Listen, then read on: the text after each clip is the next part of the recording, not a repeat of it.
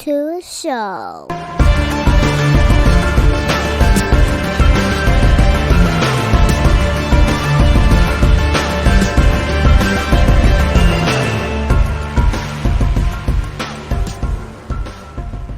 What's going on, everybody? Welcome back to another episode of Off the Mats Podcast, and it is me, Dante. It's always Dante. It's going to probably always be Dante, but you never know. One day we might change it up. So this week on episode, we're going to be having returning guests to the podcast, Mike Ciochon, and Mike is the owner and operator of Asgard 503 Sports Apparel. So I'm going to welcome him back and get to talking. So, Mike, how you been, my friend? Welcome back. Really good. Thanks for having me back. I appreciate it. I know after last time I think we chatted for about an hour after the podcast, which is pretty fun. But I've been really good. Very, very busy. Just trying to keep up with everything and just hanging in there and trying to get as much training in as possible and all that fun stuff. So yeah, I mean, you're a busy fella, so that's why, I always think about that, especially like, if I'm scrolling through on Instagram and I see you comment or like something, or even if I do a repost, I'm always seems like, man, I wonder how Mike's doing. I forget, like, when you text me, I was like, oh shit, we have each other's phone numbers. Like, we don't have to rely on Instagram. What am I doing, dude? Like, because I always feel weird messaging through Instagram because we don't get notifications for that most of the time. So I don't want to send you a message and then you send me a message back and I don't see it for like hours or days even. And I'm like, oh shit. Oh, I don't want them to think I was ignoring them.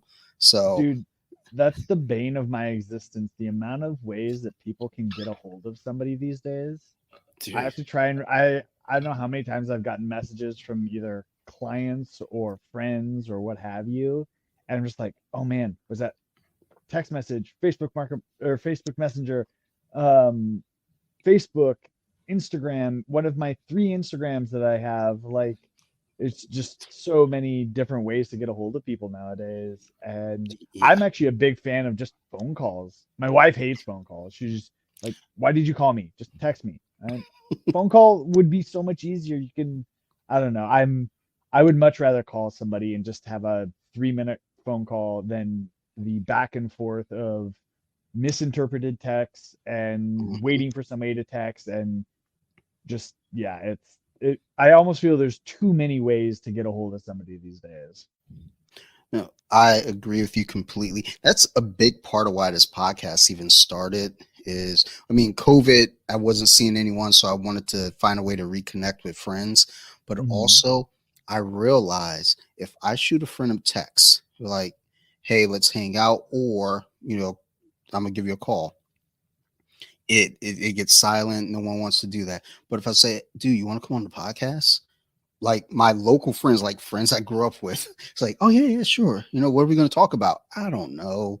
Like, we're just going to talk, dude. We'll say the things that we say and we'll talk. And it's like, people don't want to talk on the phone. It's almost kind of like, it's that when you text, there's that ideal of I can respond whenever I feel like responding.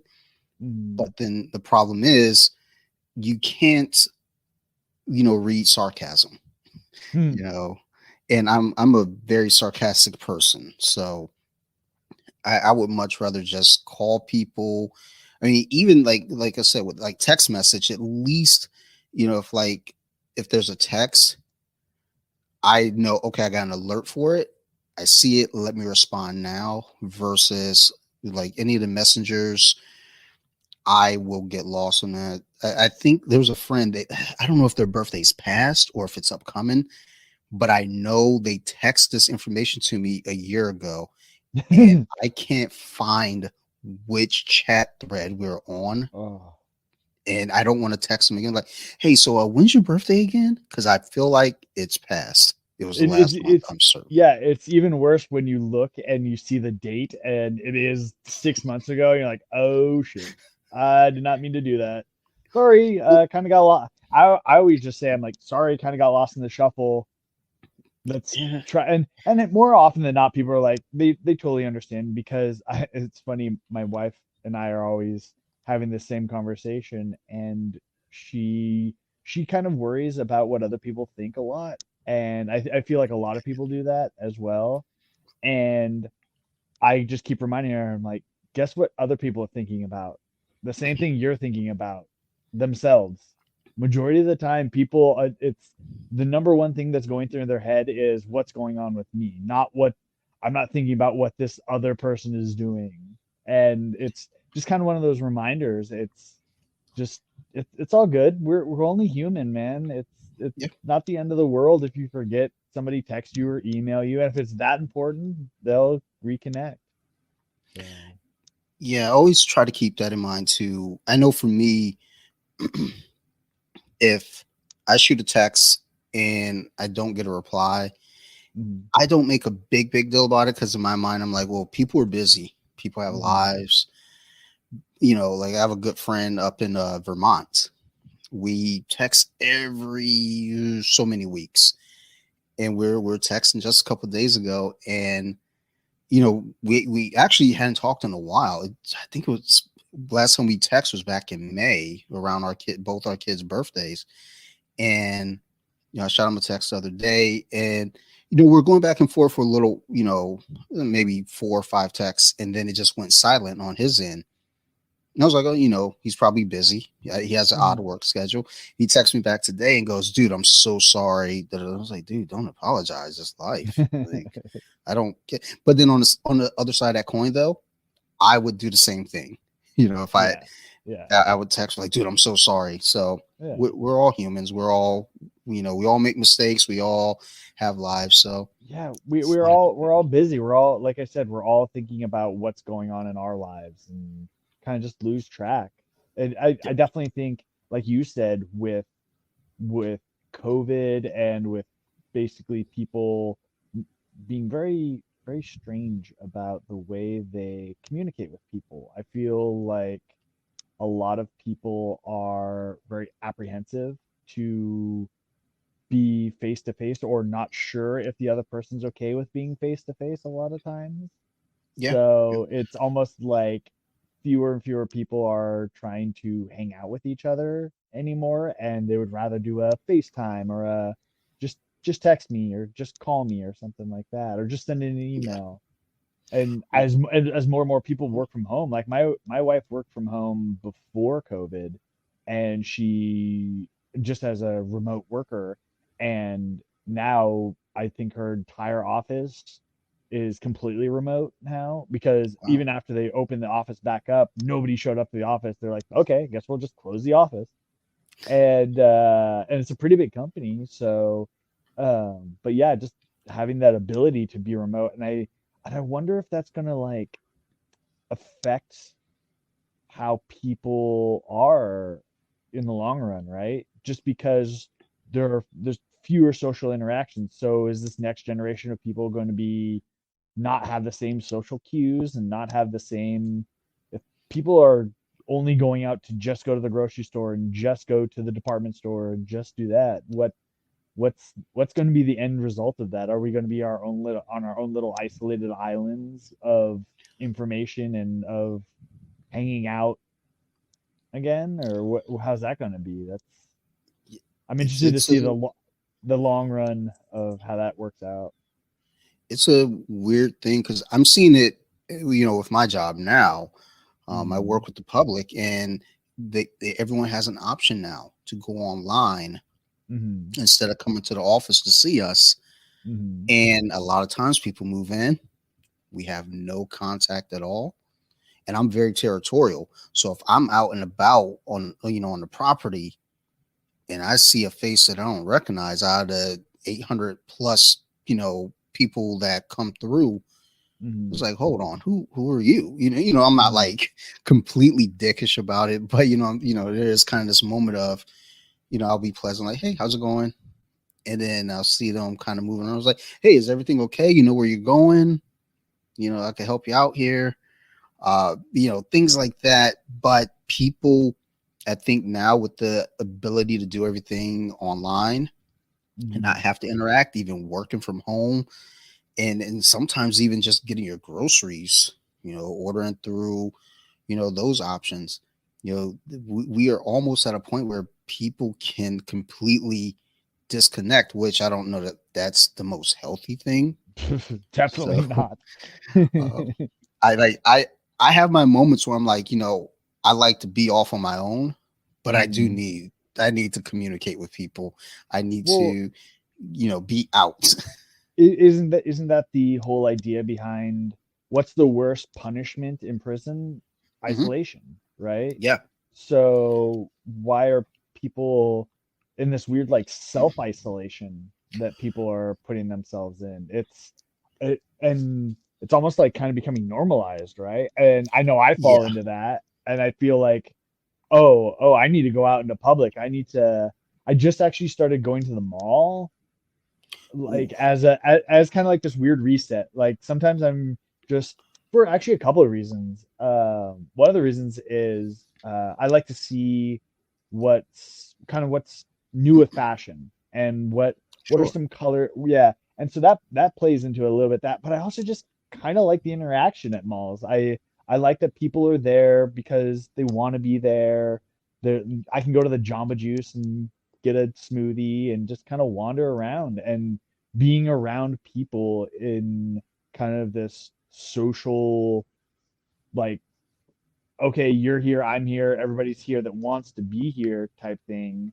It's kind of, I don't know, it just, and the mall is like not that far away. And, but like, a lot of it's also just like people just kind of want to kill some time sometimes. And that's, I don't Sure. know, it's for some reason, I don't, maybe it's also just my generation, like that the mall was a thing, and it's definitely refreshing seeing younger generations of kids just hang out at the mall. I'm like, oh, okay, yeah, everything's gonna be okay. There's still kids that want to go to the mall just to hang out type thing. So, So I thought about that too when everything kind of shut down and then we start reopening. So I've mhm, always been not like I've anytime that I have to meet at the mall, mhm, like I get just kind of like, ugh, is there anywhere else? mhm, And I think part of that though is I remember being a teenager, being at the mall, and I mhm. was a little shit. So as an adult now, it's like, ugh, like, do I have to? So, uh, but I was also that way with movie theaters until Mhm, recently. We found mhm, that there's a movie theater around the corner. It's $5 and it mhm, has current movies in there. mhm, A nice little small theater. And we've been going to the movies like crazy. And I mhm. think part of what that was for my wife, myself, and my daughter, I think we went to see the newest Minions movie, and Nice. the League of Super Pets yesterday. Yeah. So, we go out to see these movies, and I realize, maybe it's not so much, I don't, the crowds as much as it's the price, number one. Mhm. And the crowds do play a factor because I Yeah. think when we went to see Minions, there might have been 8 of us in the theater in total, and it Mhm, was comforting. And mhm. my wife and I went out to see Nope. That's what it was. Like it was something with one word. Mhm. We went to see Nope, and there were quite a few people in the theater for a Saturday night. It Yeah. was still not a lot for a Saturday night. Mhm. And then we went again yesterday, and it was like, you know what? I do enjoy going to the movies. It's just that I think our movie theaters are all mostly attached to the mall, all Mm. of them out here. So I think that's what it is. It's the mall. It's the parking situation, Mm. the maneuvering through. I think that's what it is. I oppose malls. It's not the rest of the world that I don't like. I don't like the mall because that's you know is it. I don't know. Like I said, I think I'm just in that weird pocket of you know being older. When I Mhm. was younger, you see the old folks there, and again, I'm being a nightmare to all these people. I'm jumping in the fountain, taking quarters, just Yeah. whatever terrible things I can do. The question is, did you grow up near a mall, like the one that was like really close? Yeah, Okay. Yeah. There it is. When I grew up in a really small town, and the closest mall was about, I don't know, maybe 15, 20 minutes away. Okay. And we didn't really have money, so we were pretty much broke growing up. And to go to that mall was like a big thing. Mm, And that wasn't even like a good mall. It was like kind of a shitty mall. And then to go to like a nice mall, it was like almost 40 minutes away. And so I don't know, just there's this like affinity that I have from malls, that like it was always like a fun trip to go with my mom. And we would have lunch in um the where all the food, I'm totally drawing a blank right now, but just like where all the food is, and we just like make a day of it. And it was a fun experience. So maybe it's because it was one of those things. It's like when people live next to the Eiffel Tower, they just don't go to the Eiffel Tower. But people that have true. never been to the Eiffel Tower are like, oh, that's amazing, it's the Eiffel Tower, it's right there, how could you not go to it, type thing. So maybe Yeah. that's where your idea of the mall is just, oh, it's just it's over there, it's right there, it's things. And for me, it's just Yeah. like, oh, but going to the mall is fun, and it's an adventure, it's a whole day trip and type thing. So I don't know. That may be where it comes from too. Possibly. Yeah, because I mean, again, growing up, we weren't far from the mall. We could, Mm-hmm. definitely a lot easier to drive to the mall. But if we wanted Mm-hmm. to walk, we could get there pretty. Because so I grew up in Columbia, Maryland, and Columbia Mm-hmm. is this little community um, created by Ed Norton's uncle, not grandfather, his uncle, Really. uh, James Rouse. Hmm. And it was set up with each little community having a village center, and each village center had a supermarket, Mm-hmm. a barbershop, a liquor store, because most places have their alcohol inside the store, like the Mm-hmm. grocery store. Then Mm-hmm. Maryland's like, nah, we're not doing that. Let's put a liquor store next door to it, though, Mm-hmm. and it's the same effect. So you got Mm-hmm. your liquor store, grocery store, barbershop, usually like an eatery, a restaurant, bar, something of that nature, and then miscellaneous little shops. In each village center, you know, it was made so that people could work at the places there, and then the homes were around. We had paths Mm-hmm. that connected all the villages, Mm-hmm. and it all dumped off at the mall. So we were able to, if we wanted to walk to the mall, we could walk comfortably, but much better to drive, once we got our Yeah. licenses. So we're at the mall a lot as kids. But then I guess, yeah, as I got older, it became like, I'm trying to think. We have quite a few malls around us, just Mm-hmm. where I'm located, because we have the one probably about 10 minutes from us here. Then we have Annapolis, and then we have one probably about 25 minutes away, and then Columbia, where I grew up, that mall. Mm-hmm. So, there's all these little malls around us. So, my wife still goes there because she takes my daughter to the indoor Mm-hmm. playgrounds there. Mm-hmm. But anytime I have to go, I'm like, I'll try to sprain my ankle so I don't have to go. So, but I do think we're losing touch once we start going into this whole self isolation. I think the difference between the self isolation here versus the big punishment, obviously in solitary when you're in prison, is that you're choosing to self isolate and you have all the things you want and need here. Mm-hmm. And we still have some communication. It's just that we don't have that face to face outside interaction, which I think is still extremely important. Mm-hmm. But we still have kind of like, you know, our social media interactions, Mm-hmm. FaceTime, stuff like that. But, and maybe call me old fashioned, but I think that good old fashioned seeing a person face to face and just having lunch and shaking hands and hugging, that I think those things, we can't, lose those things. It's very important. Oh, for sure. Like, I definitely think that jujitsu surviving and jujitsu still going on even during the pandemic kind of saved a lot of that stuff. And we were the biggest test case of people. We were the closest interaction with each other, and we all kind of survived. So I'm sure, and I don't mean to belittle anybody's experience or anybody that did lose a loved one to COVID, but it didn't turn out to be the end of the world apocalypse that everybody thought it was. And I think that we were kind of the biggest test case of that. And people still trained. I still trained. I know the hundreds of people that still train throughout it. And luckily it now things have pretty much chilled out. Everybody's kind of back to normal-ish that wants to be. And that's cool. I'm glad that I always say that I'm glad that jujitsu survived, and Yeah. because it's so important to so many people, and especially to me, I find it very important to me. It's literally my social interaction with people. It's where I go to socialize because I don't have a day job to go to anymore. I work for myself. I work at home, and my wife works at home. So we could potentially, if we didn't do jujitsu, we could potentially just be in our own little pocket, not really Yeah. doing anything.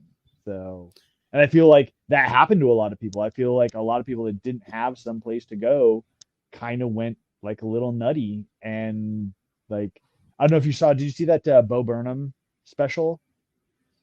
No, Yeah, I don't believe I comedian. did. Yeah, so he did this whole special. This comedian Bo Burnham did this whole special in his apartment during COVID, and you can kind of see him go kind of mad during the. He filmed it all himself, did all of his own music, all of his own lighting, all of his own everything from his apartment, and his apartment couldn't be more than 400 square feet, and it was just you kind of see the effects of just not really going anywhere or doing anything. And it was I think it's kind of, it took me a minute to kind of appreciate like what the special was, but now seeing it I'm like, oh yeah, I get that. It's a man kind of going a little nutty because of this isolation and this not being able to interact with people. And we tend not to think about cities like New York, that most people live in no more than 500 square feet, and that's just where they sleep for the most part. They're normally out doing things, and that's one of the things about like living in a big city like that. So it's Sure. just it's very strange to think about that type of situation.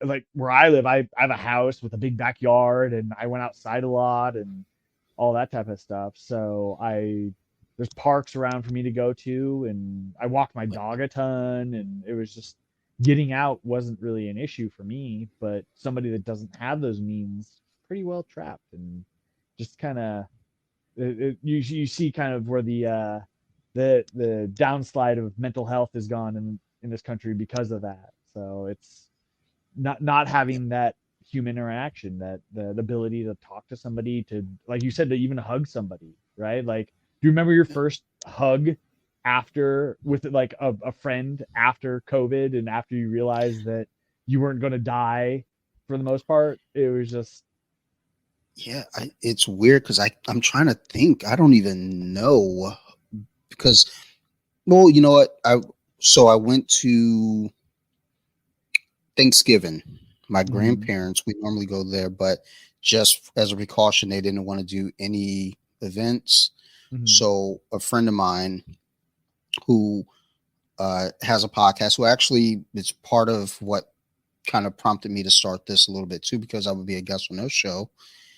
He invited us down to have Thanksgiving with his family, and showed up. And I think that was probably my first hug of anyone that didn't live in my home. mhm, I'm pretty sure it was like Thanksgiving of 2020. mhm, Because I can't think, I don't know that I saw anyone else, outside of being at work. And even at work, we had our offices blocked off from tenants. mhm, So if someone came up to the door, there's a sign that says call, the office, and we'll take care of you from there. So all of our interactions were cut off, in some capacity. Even being able to leave the house, I still had limited interaction. But I believe that first hug was with my buddy. We walked in, We always hug every time we see each other, but this time it was a little more special, just because, like, with me having not seen anyone in a while, I think I bear hugged that dude. It was like might have cracked a rib or something, but Yeah, it's weird.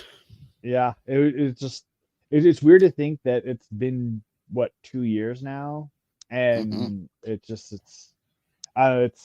and then to have like an awesome event like we just had here in Portland where there was 100 plus people and people were just everything is pretty much back to normal, and it's nice to have that. It's nice to see that event sold out and that everything was basically back to normal and just enjoying life, and people are living life as much as they want to. I'm not telling anybody to Sure. do or not to do what they don't feel comfortable doing. That's totally cool. There's one of my training partners at the gym still wears a mask. That's cool. I'm not telling you not Yeah. to, as long as you don't tell me to. So we can both Yeah. be just as happy training, and it's great. And that's I appreciate anybody in the community that still feels that way. And it's just that it's fine. It's all good, man. It's just we all just want to train, right? So Absolutely. I have a coworker. Every so often, I have to visit different properties, and she mm, still wears a mask in her office. mhm, So when I go there, out of respect to her, I'll wear a mask. mhm, I'll put on, one of the surgical masks, and then I have my BJJ Wiki mask to go over top just for show. mhm. Um, and last time I worked with her, we were talking about it. And she goes, "Wait, are you wearing the mask because of me?" I was like, "Well, yeah, I'm being respectful. You don't feel comfortable without the mask on and other people in the office. So out of respect to you, I'm wearing my mask, even though we're like, I want to say we're probably 15 feet apart also, Mhm. the way that our desk areas are set up. So, but just still out of respect, I'm not going to, clown her for it, because Yeah. to a lot of people, this is a very scary thing. Mhm. And even like when I got it back in January, Mhm. I made jokes about it because that's how I get through stressful situations. I make light of the situation in regards Oh to yeah. myself. Oh yeah. Not, I'm not poking at anyone else, but I was poking fun at myself.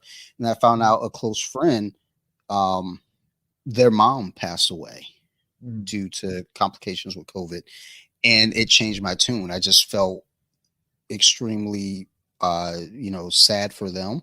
Mhm. And the jokes, I just took the jokes away. I was like, I don't want to laugh about this anymore. And then after that, my chest started feeling weird. I was like, oh geez Louise, I joked myself into COVID death. Jeez, like, what are you gonna ever learn? Like, not Yeah. everything's a joke. But but yeah, for everyone who feels whichever way, on whichever side of the fence, Mhm. that's fine, because that's the beauty of you know being here, is that you have the freedom to say, hey, I want to wear a mask, or I Mhm. don't want to wear a mask. Sure. And when they started telling us, you have to do this or you have to do that, it's like, well, I mean, I will do it out of respect to someone if they ask me to wear it.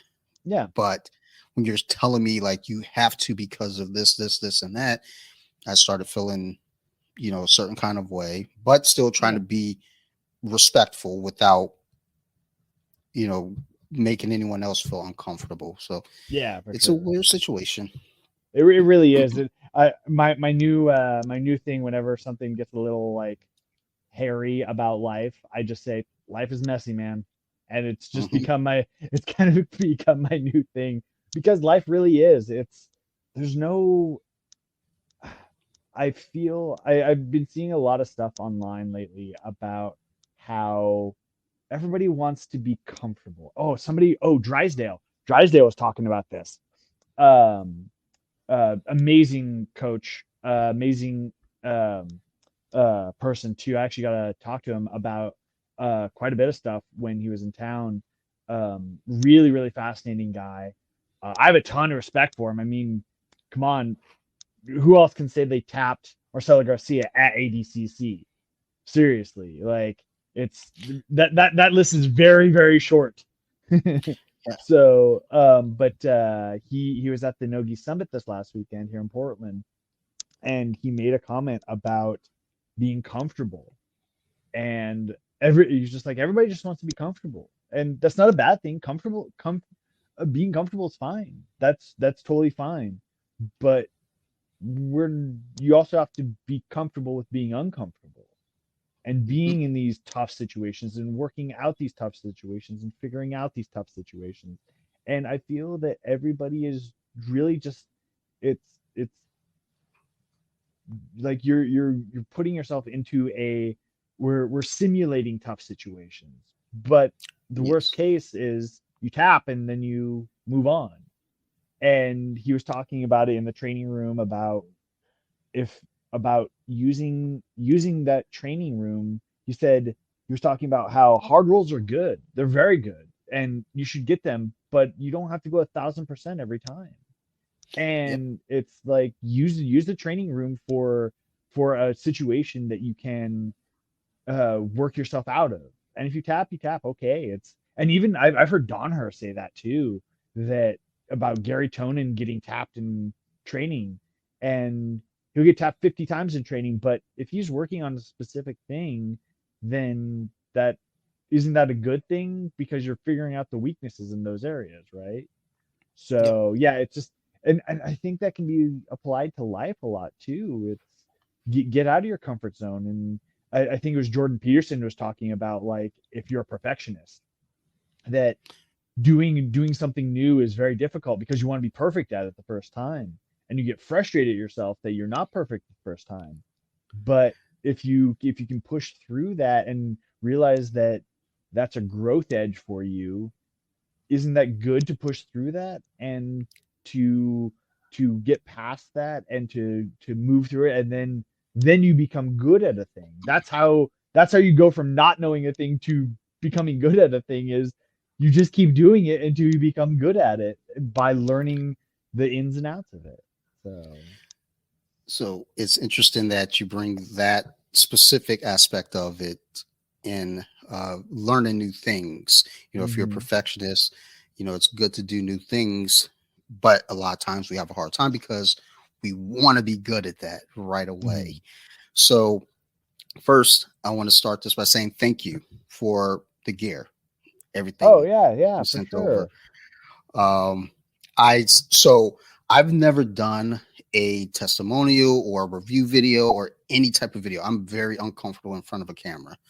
Uh, Mhm. Even with doing this, the way the camera used to be set up before uh, I used to have a detached camera so I could slide it to the Mhm. side so you could only see half of my face. I'm always very awkward. Now I can't hide from it other than just turning the video off. And I just feel that takes away some of the humanity in these situations. Mhm. But trying to do the video, I think I shot that thing, we're talking about maybe 20 times. And each time it was just like I'll go through a full run, play it back. Nope, don't like it. Shoot it over again. Play it back. Nope, don't like. Or I'll start before I can even get 4 words out of my mouth. Nope, turn it off. There was this thing in me that was like just kind of eating away because it's like I'm not a perfectionist by any means, Mhm.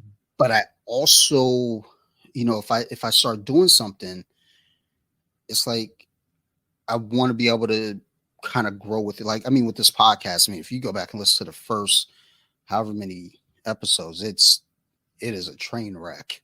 Um, I'm surprised people listen. Actually, last week was 2 years that Oh, since I've nice. started this. Congratulations. Thank you. And it's funny because I have the same guest for that episode, first episode, the 1 year episode, and the two-year episode, and Oh, we that's were cool. joking. It was like finally we got good sound. It took us 2 years, but we finally figured out how to actually get us both to sound the same. We almost messed that up too. So it was like, geez, Louise, 3 straight episodes of us. And he only does it once a year with me, and each time there's some mess up with the audio. But as I'm doing these videos, I'm just sitting there thinking, it's like it doesn't have to be perfect. As much as you No. want it to be perfect, it doesn't have to be perfect. You just have to kind of, the big thing was showing the items and making sure that I mention, the thank you and where to find you. And, those were the points that were hit. And I was like, okay, those points are there. Like, we're good. But then I kept going back. Nope, there's something missing. It's too long. The video's too long. Like, we got to cut the video down. All right, we got the video cut down. Now what? All right, you said too many times.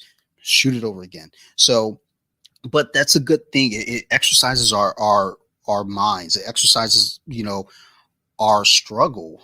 Because even with jiu-jitsu, I know I go in and I'm comfortable getting, being the nail. And it's like, okay, it's time to get comfortable being the hammer. And I'm not comfortable being the hammer. It's like I survive very well. So I fall into the survival game where it's like, I know you can't get me. So I'm going to put myself in the dangerous spots. It's like, dude, why don't you go and be dangerous to someone else, though? So it's the ideal of being scared of, or wanting to do things right all the time and then being scared of messing up or not looking perfect or looking good. That is a real thing that I know I struggle with. And it's not even so much about being perfect as much as it's about, I'm so good at this one thing. Now I have to try something else.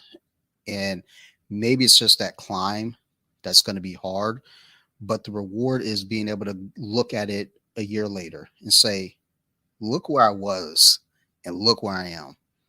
And I for myself, that's like the new challenge, is just being able to be aware of those things. But I want to see that with, others as well. When I see someone new coming to the gym, my daughter who, when she's building with Legos, it's just, like you said, life's messy, and the comfort thing, it gets very bizarre because we get comfortable being good at something, but that discomfort of starting new and not being the best, or at least being, in the middle of the pack, it can be miserable, but well worth it once you start to improve. Oh, for sure. Yeah, I'm definitely a big proponent of getting out of my own comfort zone and trying new things. And what's funny is you're talking about just like screwing up the video.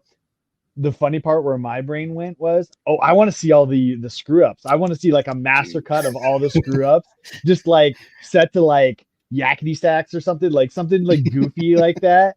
Just because I want to know how the sausage is made. I want like Yeah. some of my favorite videos to watch on YouTube or reels and stuff like that are the Yeah. behind the scenes stuff. Like I remember growing up and I would watch all the behind the scenes. We had HBO, and so they always had like behind the scenes of movies, new movies that are coming out. And so I love those because you got to see like how everything was made and how they did the costumes and how they did the makeup and where they filmed and all that stuff. And I just maybe it's just my brain that's how it goes. That I like I said, I like to see how the sausage is made. I like to have a lot of knowledge about things because it's funny. I actually get this.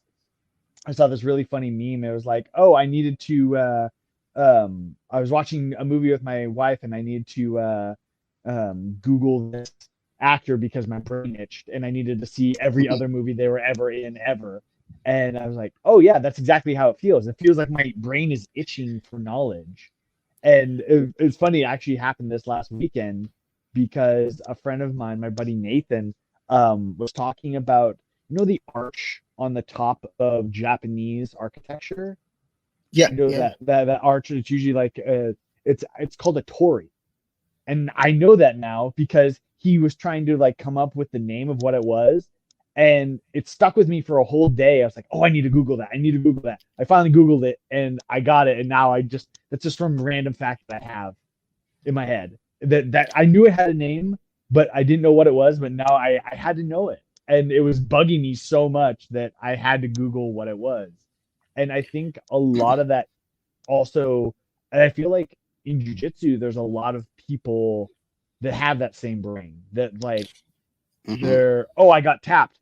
How do I get out of that? And then they go to the computer, they ask their friends, they're like, how do I deconstruct what I just learned? Or how do I deconstruct what I just got caught with and use it to my advantage type thing?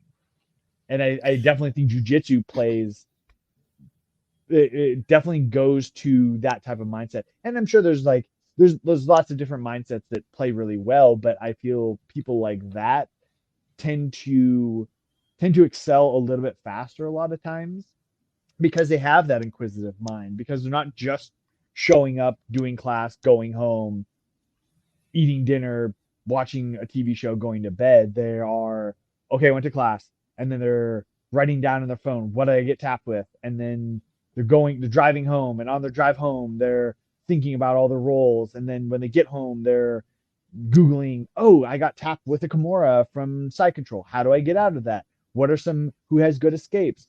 What tournament athlete has some good escapes or has some good reversals, or asking their coach, hey, I got tapped with a Kimura from side control. How do I get out of that?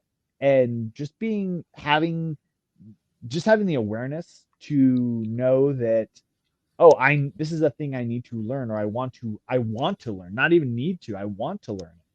And having that inquisitive mind definitely helps for jujitsu. And I see that in a lot of my training partners. I see people that like they say, what, nerds that strangle each other. There's a lot of jujitsu nerds out there, and I have some really good training partners that that are literally a Rolodex of information when it comes to that. I could say, oh, what was that Matt? Who did so and so compete against? Oh, that was so, and they could, oh, you mean so and so and so and so, and he got him with XYZ. And just like it's, it, but they have like no other, like my buddy Kevin is really big on that, and I'm not sure if do you have any training partners that are like that are just that's Yes. they don't really do much else. It's just jujitsu, and so you can. But those kind of guys, I feel, are very important in jujitsu. I appreciate those type of people because they they have that knowledge, and they're kind of like like I said, they're my own Rolodex of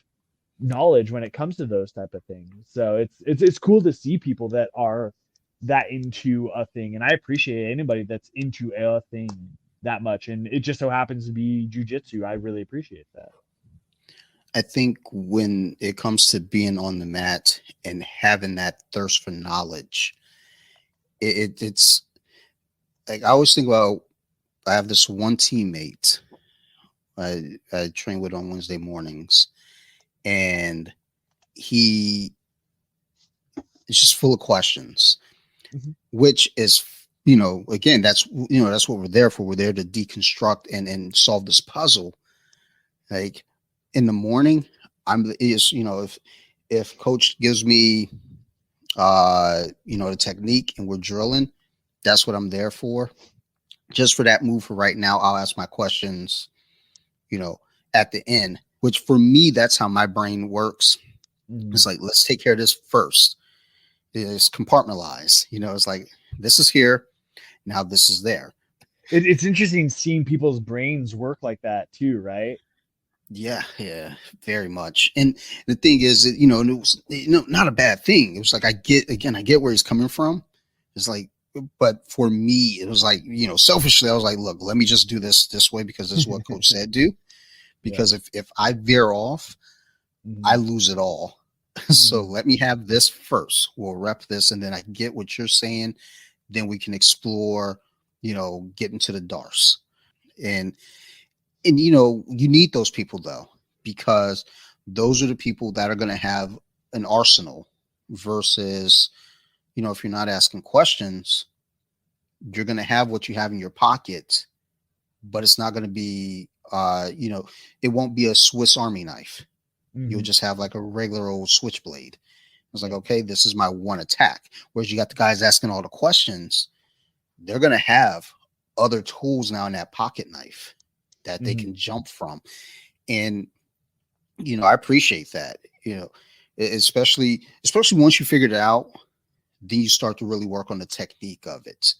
Is Mhm. my one teammate and I were sitting there talking about it, and the big thing I have kind of come into jiu-jitsu with is I'm a brute. Mhm. You know, I'm just like if I see a big guy on the mat, I want to go with the big guy because I know we're just Mhm. gonna be two rams colliding, and then we'll get into the technique. But first, we Mhm. got to beat the shit out of each other to get to the ground. And it's like now we're on Mhm. the ground. Okay, now let's figure out our technique.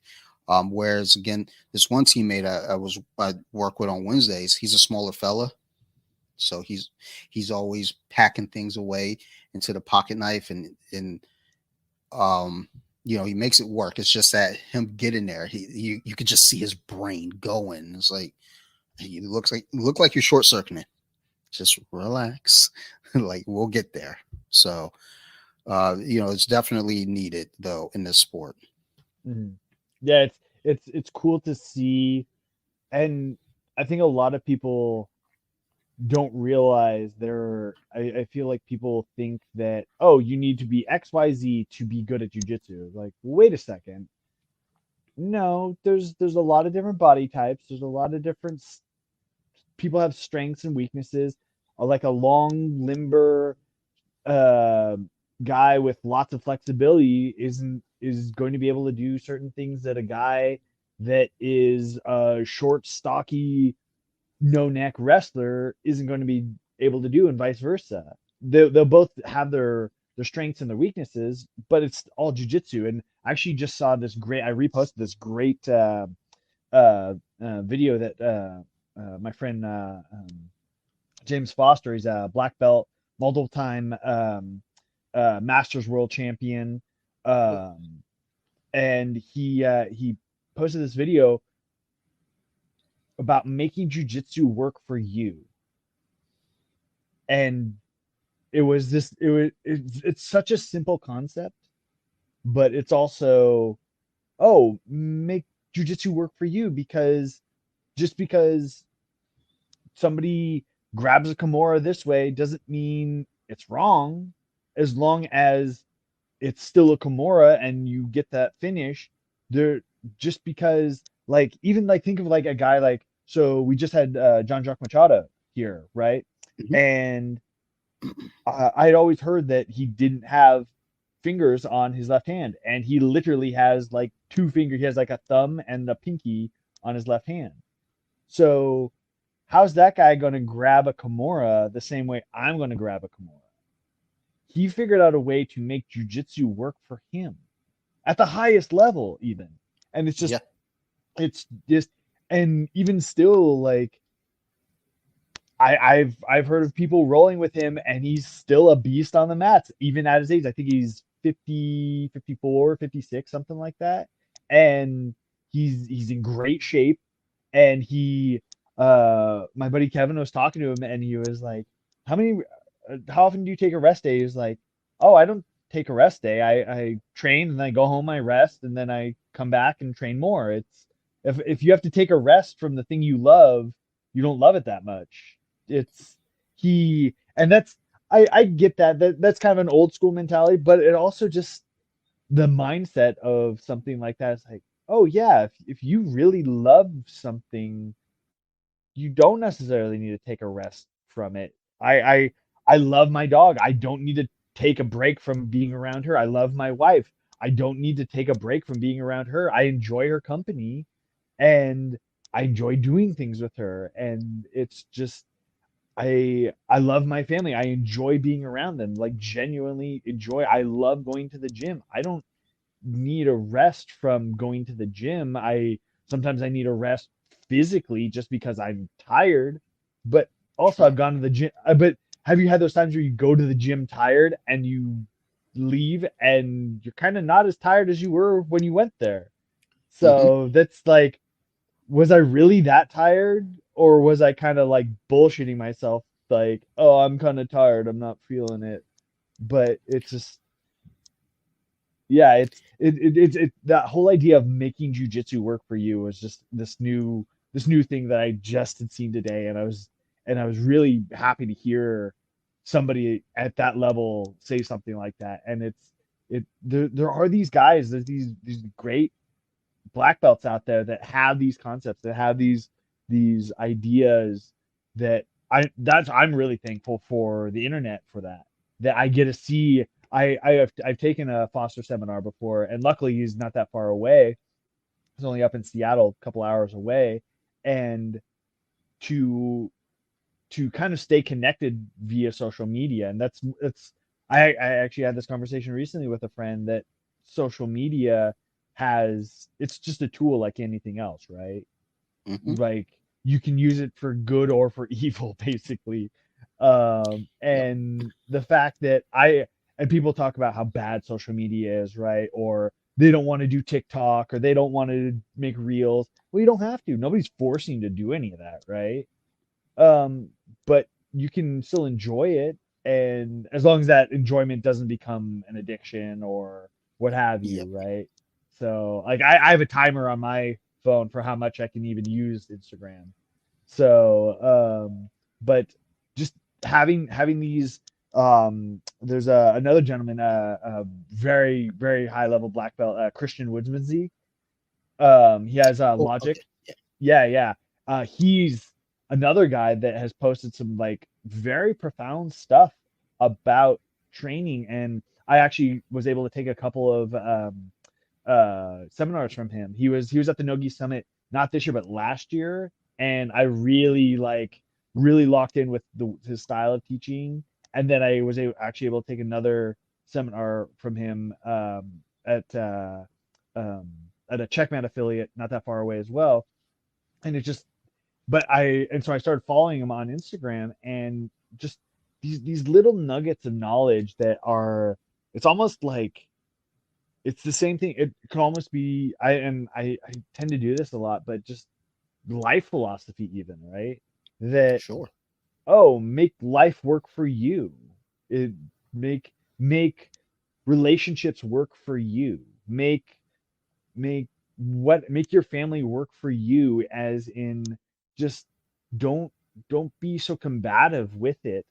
Try and just, like was it Hickson said, flow with the go. Just Yep. like, it's just, do don't it's just be more relaxed with it and be more comfortable with it, and figure out a way to make it work. Figure out a way to for it to not be that stressful thing that you do, or that relationship's not as stressful as a thing, or I don't know, just being more zen. And maybe this is just my hippy dippy wife finally getting through to me, and just kind of just making things a little bit easier on yourself, and making things a little bit easier in general, right?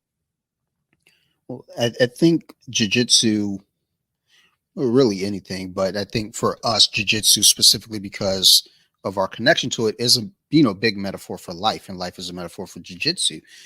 However you cut it, you know, when you train and you run into a problem on the mat, you problem solve. And like you said with Jean Jacques, you know, he had to make jujitsu work for him. And that's no different than, if you're in a classroom Mhm. and maybe your teacher doesn't understand that you're dyslexic. You know, you figured it out. You can get around it. Some kids can, some may need some extra help to it, but life finds a way. Yeah, You'll yeah. you'll get to it. I think that's just one of those beautiful things in general when we're doing anything. Like when I'm playing basketball, like I have no left hand, and everyone knows it. If they force me to my left, I can't do anything. But I figure ways out around it. It's Mhm. just definitely not going to the left. I just can't do it. But that's the whole thing. I have a colostomy bag, and I've had to figure out how to do combat sports with that. I've had to figure out how Mhm. to play football with that. We figure out ways to do, especially if it's something that we love. Mhm. We're going to, get around the opposition and get to the activity that we want to do. On Wednesday mornings, when I got to go to class, and that's how I think of it, is I have to go to class. Ugh, I'm Mhm. tired. Mhm. Once I get there on the mat, boom, a spark of energy. I feel good. Well, except for when they make us do bear crawls. That Mhm. I'm like, nah, I should have stayed home. But once, we get, into the groove of everything, all the energy comes back. I feel good. I Mhm. don't want to leave. So, Yeah. it's, I don't want to speak for others. I can only really speak for myself in this regard, but it's like, if there's something that I end up quitting or not Mhm. doing, I probably didn't want to do it in the first place. I probably didn't Oh, love it in the yeah. first place. Yeah. So It, it, it's, it didn't scratch that itch for you, right? yeah, correct. Yeah. I tried Muay Thai. Mhm. Wasn't for me. Soon Mhm. as I made shin to shin contact with somebody, I was like, nope, Oh get me yeah, the fuck out of here. that shit does not feel good. Well, Mm-mm, yeah, I, and like I don't know mm-mm, if I told you if I was doing Muay Thai back when we first did our first interview, but mm-hmm, yeah, I've been doing Muay Thai and I've been loving it because I'm a white belt all over again. yeah, I'm so new at it, and it's actually pretty cool because my wife um isn't a white belt at it. She's been doing it for a couple years now. And so to have her as a training partner, it's been it's been interesting because she'll get kind of I don't know. She actually told me one time, she was like, I'm kind of frustrated that the fact that how fast you're picking this up. And I was like, well, I'm also like watching YouTube videos and watching reels and like are I'm shadow boxing and try I I'm going to classes when I can, and I'm going to classes more than you are recently, and it's just, of course, I'm gonna, and I also have this ability that I've already accomplished something in a combat sport that I'm a brown belt that I've put this time in, and so I kind of it's that what is it Miyamoto Musashi once you know the way you see it in all things. mm-hmm, It's yep, my buddy Phil or black belt, he actually said that one time. He was like, "Oh, I'm a black belt. I can figure if I can figure just about anything out." And I was like, "Oh yeah, like there aren't a whole lot of black belts in this world. Like to become one is very rare, and it's also like it's proof that you can do a thing very well, and so you can kind of and just even having that mindset of, oh, I can do a thing, I can figure it out. I've done this thing. I've done a thing that not many people have done, and like I can figure it out. I can. It's just it's a very growth mindset to have yeah, that, yeah. and it's cool to see that when you see that in people and stuff. It's just, but yeah, it's just like yeah. Well, I always think when you see someone that's a black belt. So if I go to an Instagram account and I'll see Mm-hmm. somebody and they're like a they're black belt in multiple martial arts. Mm-hmm. It's this thing in my head where it's like, well, I'm not shocked, because Mm-hmm. like you say, you figured it out here. Mm-hmm. You're going to be able to figure out the other places. It's going to take you your time. And a Oh lot of yeah. times I'll see like black belt in, Taekwondo, karate, and then you get the jujitsu and it'll say brown or, purple or brown belt. And it's like, oh, it's only a matter of time. I mean, Mm-hmm. you're going through the motions Oh yeah. and, who's it? Dave Mustaine from Megadeth. I Mm-hmm. believe he's a brown belt, maybe a purple Mm-hmm. belt, but he's also a black belt in a couple other martial arts. So Mm-hmm. there's no shocker that Yeah. he's moving along like he is. He's like in his 50s, Mm-hmm. and started late in life too. So again, not a shocker. It's Yeah. I always think of that when my buddy. I don't think he's gonna ever try it, but we talk about it, and he loves boxing. It Mm-hmm. like he studies boxing. Never set foot in the gym. I don't know. Mm-hmm. It could just be. I mean, shit. I don't want to get hit either. That's why I'm not boxing. But it's like I tell him, it's like, dude, I know if you step onto this mat with us, you will soak this up, Mm-hmm. and you will fucking soar. Um, I don't think he has the interest in it. He's Mm-hmm. interested, but not enough to go through the motions of it. Because we'll talk about MMA, we'll talk about I'll tell him about jiu-jitsu from my side of it, but I feel like he's the kind of guy who's like, you get out there, you get a black belt. You'll put in the time for it. Yeah. But I feel that way with, quite a few intelligent people. It's like Yeah. it's a matter of that discipline and that drive and that want to do it. Those pure martial artists. Like, Yeah. I've met a few of them. Adelaide Cleveland out of 10th Planet, Detroit, I believe. Nathan Orchard, of course. That man he is an ever evolving martial artist, and it's amazing to see him take so many different martial arts. And like for a while he was super into sword work, and he was using that to retrain his mind for jujitsu. And it was just like, dude, like being able to do that, he has this brain that is. And then for a while he posted some really cool videos of him working with it's the kind of like the dart on the rope, and that Okay. yeah, you know what I'm talking about. And Yep. it was just and doing that, and it's just like it's awesome to see these guys that just have these brains for this, and they definitely help the sport just level up and just ever evolving, ever changing, right? And it's cool to see that. And there was actually a lot of discussion about Drysdale actually brought up a lot of discussions about his thoughts on kind of how the sports kind of changed jujitsu, and he's not really sure if that's a good thing or a bad thing, because it's just he had a lot of opinions on it, which is cool. I think it should be a conversation. I don't think it should be, well, sport jujitsu isn't real combat, and if you ever pulled guard in the street, you just get kicked in the head, blah blah blah blah blah. Like, well, yeah, but there's so many factors. And I think Brandon McCaffrey actually just posted something like that to I just looked at it. yeah. And my comment to that was just like, well, why don't we just bring back Thunderdome? I'm cool with that. Like 2-man enter, 1-man leave, like chainsaws and like harnesses. Let's do that. Let's bring out fucking Master Blaster and shit. It's just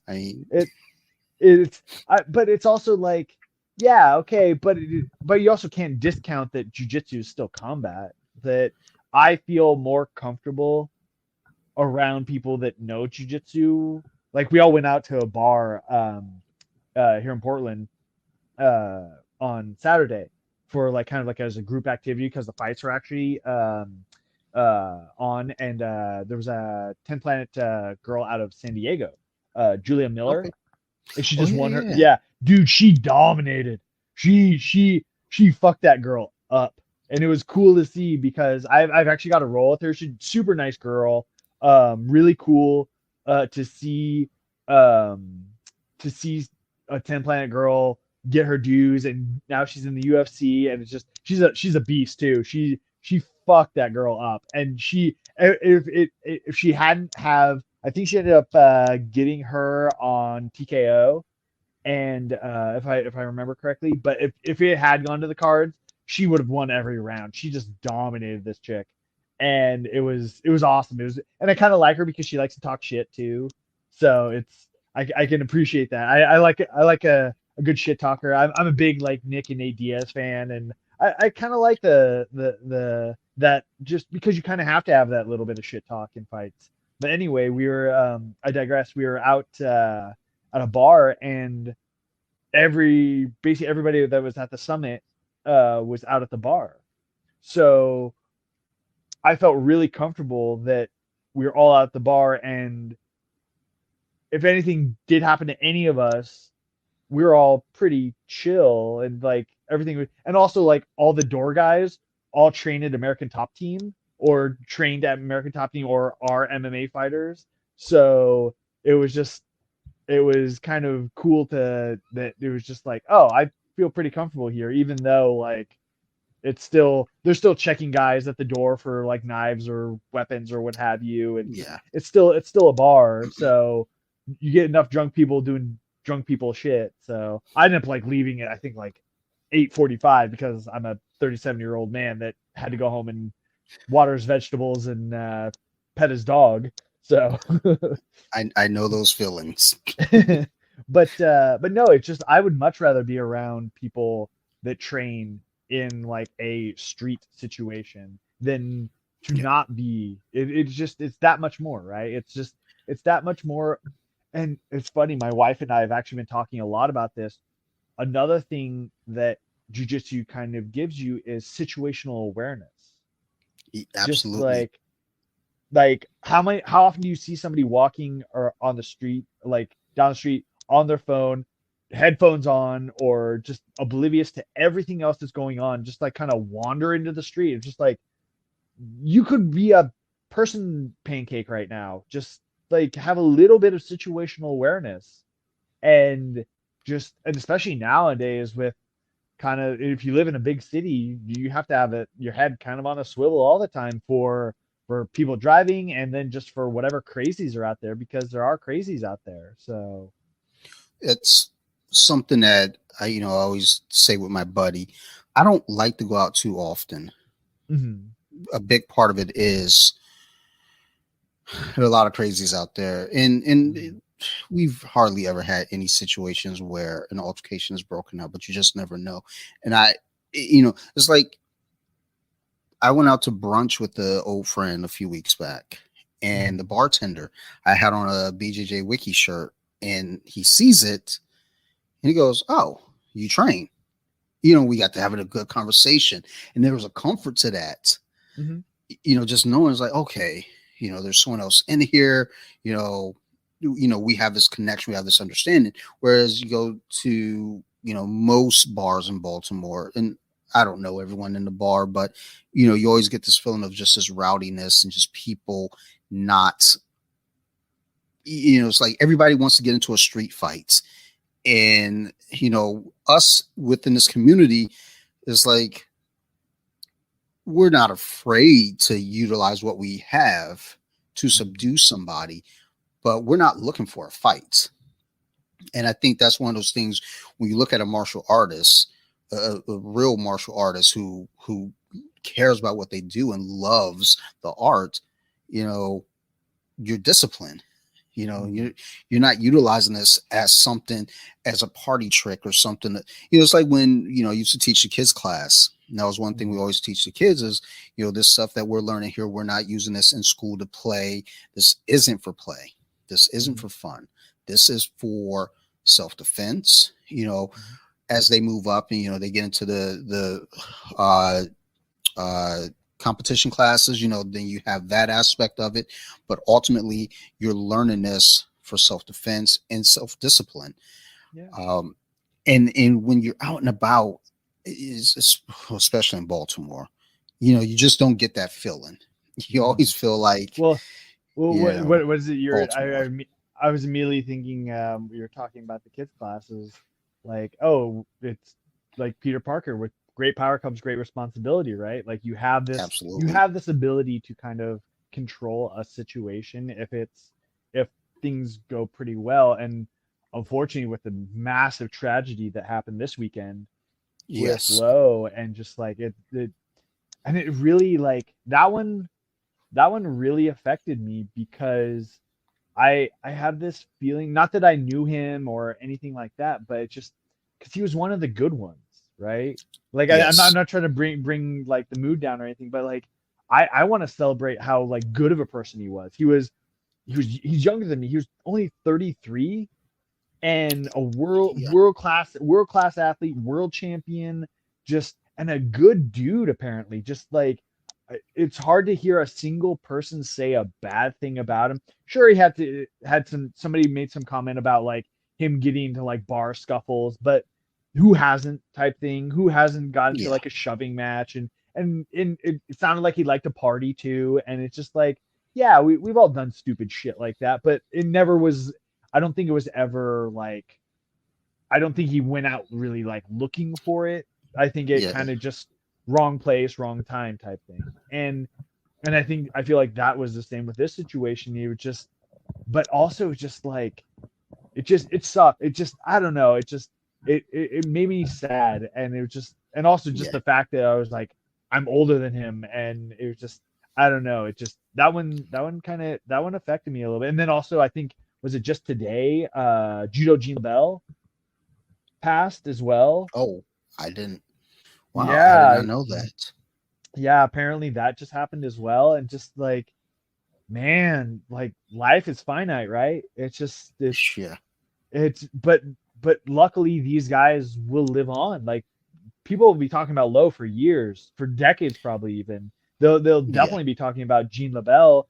Talk about a guy that's left his mark on MMA, on judo, on the UFC. Without him, we wouldn't have Ronda Rousey. Without Ronda Yeah. Rousey, we wouldn't have a women's division in the UFC.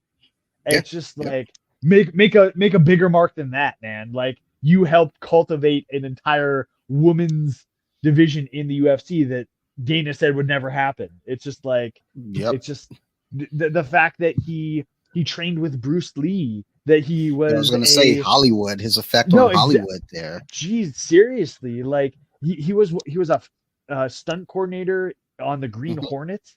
He was like, name a dude that has had a bigger effect in kind of like, almost, I would almost say mainstreaming like martial arts in a way, and mainstreaming judo, and mainstreaming a lot of that stuff. And for sports to grow, for things to grow like that, you need somebody that kind of like bridges that gap, right? You need a person that is like an everyman, that is also very good at what they do, type thing. So it just, Yeah. it is sad to, it's sad to see these, I know they're two kind of separate things, but to see Gene LaBelle die, but he lived an amazing life, right? He Absolutely. lived a very full life, and then to see somebody like Lowe that just got cut down halfway through what could have been a much more amazing life. He sure, he was still competing. He was actually, Gordon even said that he was set to have a match with him later this year. Yeah, he was gonna be at IBJJF on the Grand Prix Yeah. on the 12th, and it's just it's crazy to see. Like, I woke up that morning, and most times I don't typically grab my phone first thing in the morning. Typically, I get Mhm. up, I move around, and then I come to my phone. Mm. And but this morning, that morning, I picked up my phone, went to Instagram, and first thing I see is a picture of Lowe, and it was in Portuguese, and I don't Mhm. know, any Portuguese, at Mhm. all, but I also can figure things out. I was like, okay, Mhm. I think that says what I think it says, and let me go ahead and hit the translate. I was like, oh Mhm. shit. And then I just started swiping, and it's all over the place. I was like, oh my Yeah. god. It's very sad, very tragic, and you know at the end of the day, this is a man who, you know like you said, he was one of the good ones. Mhm. He was one of Yeah. the guys that, I've never heard anything bad about him. Like you said, Mm. someone might come out and say, oh, well, he likes to party, blah, blah, blah. And that's something that bugs me too. It's like when somebody passes away, Mhm. people are in mourning, Mhm. people are celebrating their life. You always have Right. some, twat that comes along and then says, yeah, well, it's like, you know, could you not right now? It's like the Yeah. day of, like, geez Yeah. Louise. Um, so yeah, they, like, with that, you know, you know, thoughts and prayers, likes and Yeah. shares. It's Yeah. like It it's it. it's there was, you could tell that. And like, we had our Drysdale was the last seminar, one of the last seminars over the weekend, and so that happened Saturday night, and it got announced like Sunday morning, like you said.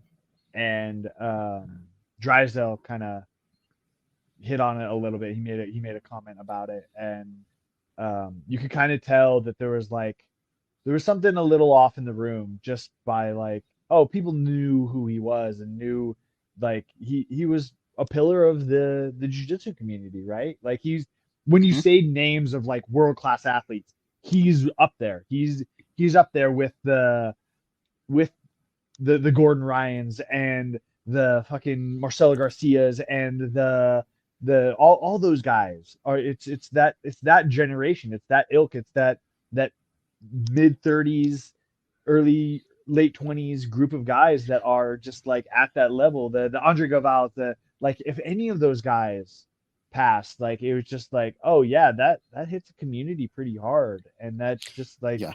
yeah. But it's just and it is really rough to think about, and but it also kind of goes back to that like whole thought of like in a bar situation, in a street fight, whatever you want to call it, it's man, I I I definitely I'm more default to I remember seeing a video recently of Jocko Willink talking about that, and he was Hmm. like, "Oh, I run."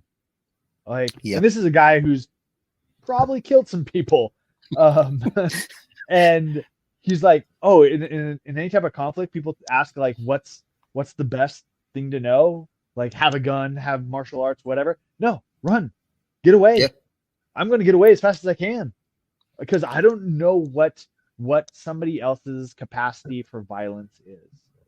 Correct. Even Yep. and even in that situation, Lowe apparently subdued the guy, and then as soon as he got off of him, the guy shot him. So it was just like Jesus. It's like even being able to control someone.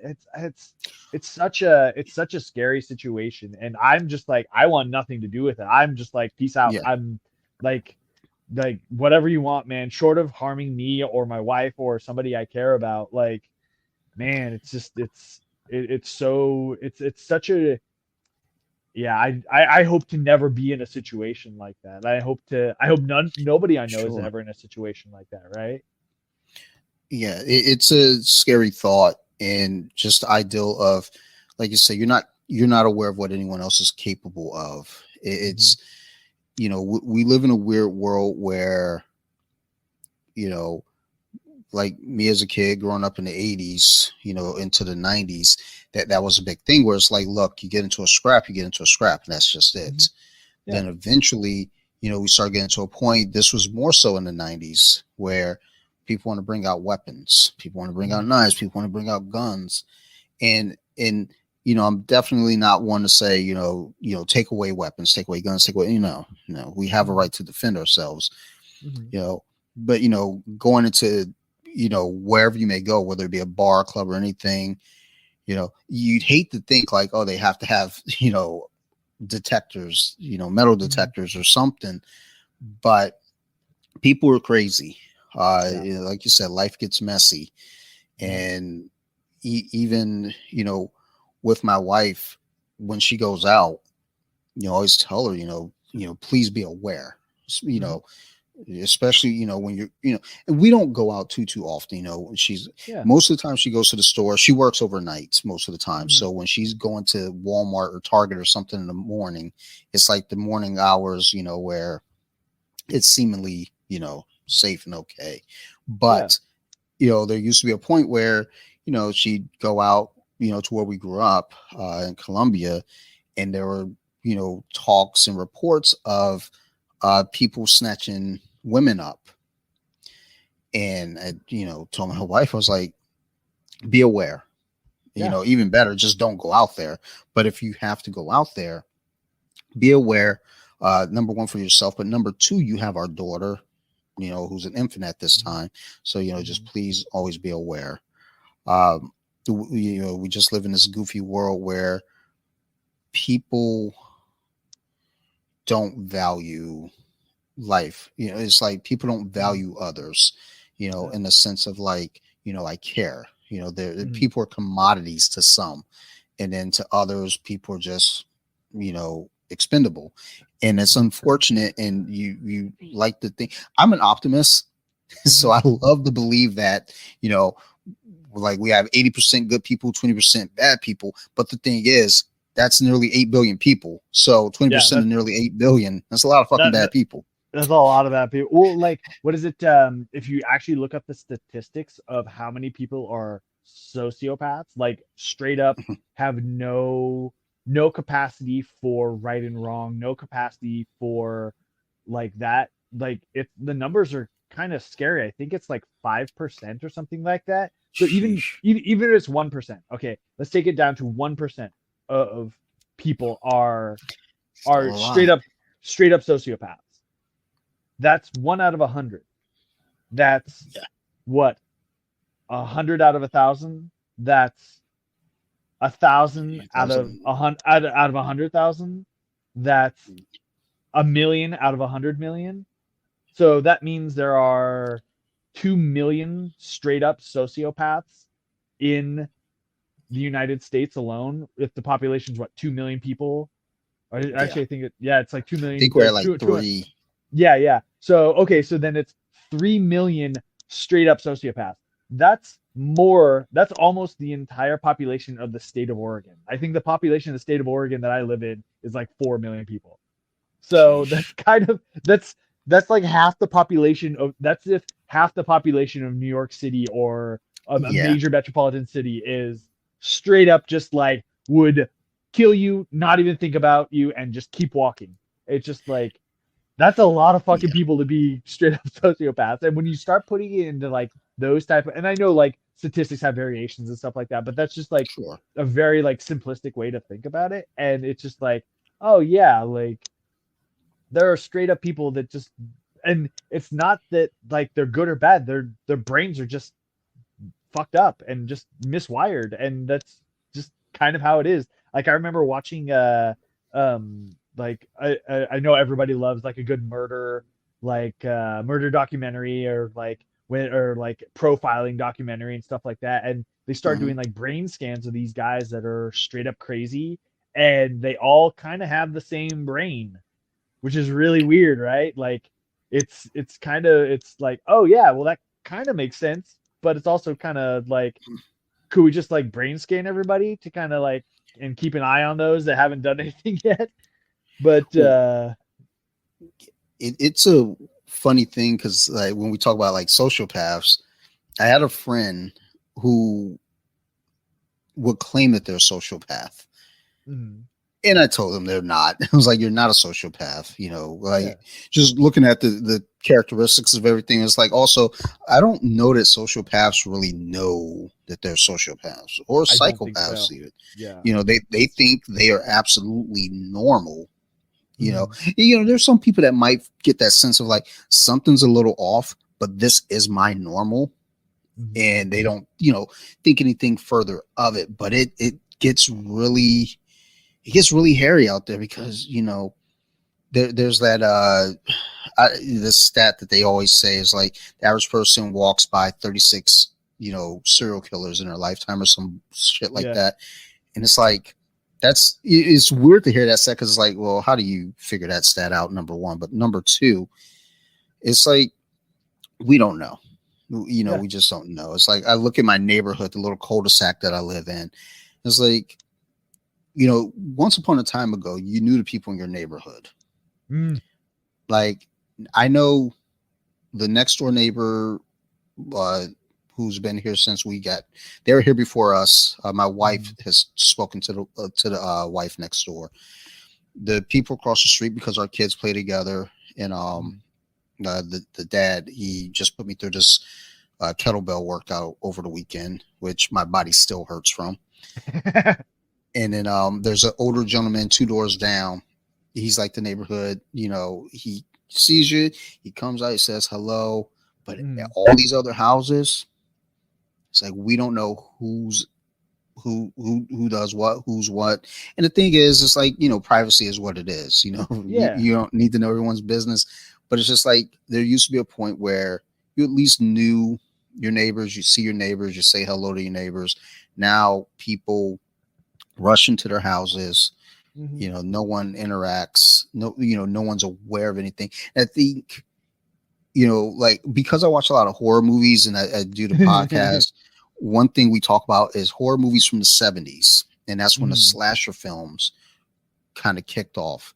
And in 2007, they remade Halloween. Rob mm, Zombie remade it, and a lot of people yeah. disliked it. I was rather fond of it Hmm. personally. And people can be like, well, you're not a real horror fan. Eat a dick. Um, like that shit's I'm annoying. sorry. I'm sorry. Your opinion's wrong. What? Shut up. Like, yeah, it's like, yeah, like, let's not do this. Like, because look, at the end of the day, I'm a brute. I'll resort down to, like, I'll beat you up. Like, that's what that comes down to. But And but no it's one also wants like, that.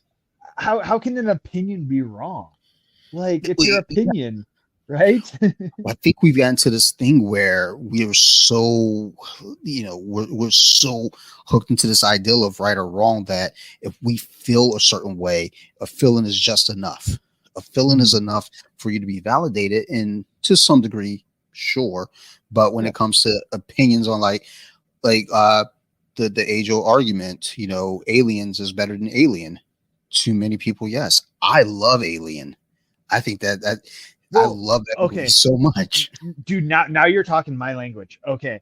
So I didn't grow I grew up so I was born in 85. But I have older brothers, and my older brothers watched all those movies, so I got to watch those movies because they just let me watch those movies. And I never saw the original Alien until, I don't know, maybe a couple of years ago. Same. But I grew up watching Aliens, and I liked it because that was my first interaction with aliens. And I'm a huge cinephile. I love movies. Like, I quote movies regularly. I am a die in the wool. Like, especially if it's like anything like 80s, 90s action, thriller, that type of stuff. Yeah, that's my jam right there. But because I grew up watching all that, and I was a latchkey kid too, so I just watched a ton of movies, and I watched them over and over and over and over. And but yeah, I'm a bigger fan of Aliens because I like the action aspect of it. Sure. Versus, but they're two completely different movies because they were done by two different directors. Yeah. Right. So yeah. Alien was a psychological thriller. It was not meant to be a action movie. It was a psychological sci-fi. Aliens was a let's go get them colonial marines, bunch of badass motherfuckers that we're gonna do this type thing. And so it was just like and it still had some aspects of, I think, what was it? There's actually did you watch those documentaries on Netflix? The movies that made us. Oh, the movies that made us. Yeah. Yep. Yeah. They did the one on aliens, and it was cool to like see like a lot of like behind the scenes stuff of that, and just like, yeah, it's cool that like, no, I personally like Aliens better than Alien, but that's just my opinion. But I'm also not going to argue with somebody saying, "Oh no, this one's better." But it's yeah. And it's the thing, you have your reason for liking it, and and it makes sense. Whereas I just saw Alien, I want to say during COVID. That was the first time I watched Alien, was during COVID. Nice. And I sat down because I go to Halloween parties, and I won scariest costume one year, and that was the prize, was a Blu-ray copy of Alien. So during COVID, many years after winning that prize, I was like, okay, let's sit down and watch Alien, my wife and I. And now we got time to watch movies. And afterward, I was like, holy shit, I love it. It's like it felt like it held up, it's so much. It's a good movie. It's a really good movie. But I just personally like Aliens better, like just because of X, Y, or Z, right? And I think, what did it for me with Alien was just, you have the team there. There's this aspect that I like just the I can't think of the word right now because my brain is broken, but it just felt like family. You had everyone there. You see moments where they're sitting down eating. Just simple things that really makes a difference to me in the movie. And Aliens is still really fucking good. It's like, and that's what I always try to tell people. It's like, just because I like one thing over the other doesn't mean the other is bad. It just means that I like this thing. But yeah. So. But you're talking about the horror movies of the 70s and just like neighborhoods and stuff like that. So with once they redid Halloween, they showed kids, 20 somethings, the original Halloween from 78. Mm. And all these kids were like, is this supposed to be scary? This isn't scary at all. This movie sucks. And the thing is with that, is like, number one, they're desensitized Oh, that too, for to, sure. Yeah. what that horror was back then, number Mhm. one. But number two, you're looking at a movie made in 1978. You're coming off a decade of serial killers, Son of Mhm. Sam, Gacy, Bundy, is out there lurking, Yeah. there's just all these monsters. So when you get this movie in 1978 of a serial killer, or a killer, and there's Mhm. no rhyme or reason right now, and seemingly it's a regular ass person, that's a fucking terrifying movie, for Oh that yeah, time for sure. especially. So it's like, people have this way of, number one, being desensitized to things, but also there's just this ideal of, well, this, this old thing back then, it's not as good, or it means nothing, as opposed to, like, things that they do now. It's like, especially like I do, like I said, I do that horror podcast. So I've been looking at all this kind of shit a lot lately, but like looking at those movies from that decade, and just looking at the ideal of, what people are capable of, and, Mhm. how many crazy people, were cropping up during that time. But during that time also, you started kind of getting to this pocket where neighborhoods weren't how they were at one point, where, you start seeing fewer and fewer people knowing who their neighbors are, Yeah. fewer and fewer people saying hello to the neighbor. uh, you know Up until the point, I know in the 90s where I was growing up, we had what we call neighborhood moms. Yeah. There are three moms in that neighborhood that, you know, I still wish happy Mother's Day. Well, one passed away, but, up until her passing, I would always shout them out on social media. These are the moms that raised us. This, was our neighborhood. And, everyone, for the most part, we knew everyone in the neighborhood. And now I look at my neighborhood and it's like, I don't know who's who. Mm. Halloween last year, no one passed out any candy. Like, we were Yeah. the only house in my neighborhood, I think, passing out candy. And it was like, wow, like and this kind of goes all the way back to where we started with this conversation. Yeah. People isolating off and detaching from others. It's getting weird out there, Mike. It's Okay, getting okay. real weird. So you're talking about that. I have you heard this whole idea about people being NPCs, right? Non-playable characters. Hmm. Hmm. Okay. So this has been my wife and I have had this conversation multiple times over and over and over about, and she actually came up with this great idea that, and I don't think it's her original idea. I think she heard it somewhere, but it was that as we are born, we are all NPCs, but there's something that like we get to choose. There's a point that like we're almost given the choice to break free from that. And if we choose to break free or something happens and we break free from that, then we're no longer an NPC. Okay. And I kind of like Neo, right? Neo in the Yeah. Matrix. Like everybody just kind of going through the motions and whatever. They're just living in the Matrix. And but if you break free from the Matrix, it's the what is it? It's the cave allegory, like being able to see the Yeah. flyer and see what's causing the shadows and all that, and then being able to get outside the cave, that whole thing. And so because I actually have a neighbor that they have like a really nice backyard. So we're in a cul-de-sac, right? And our house is in the back corner of a cul-de-sac. So we have like a nice long driveway, and then our backyard is butted up to like 1, 2, 3, 4, 5 yards. And I'm actually closer to my backyard neighbors than I am to my front yard neighbors. Just by I'm Oh, out there. yeah. Yeah, I'm watering. I grow vegetables and I have chickens, and so I'm out there quite a bit, and also like throwing frisbee for my dog and just enjoying, like we have like a nice deck and nice patio and stuff like that.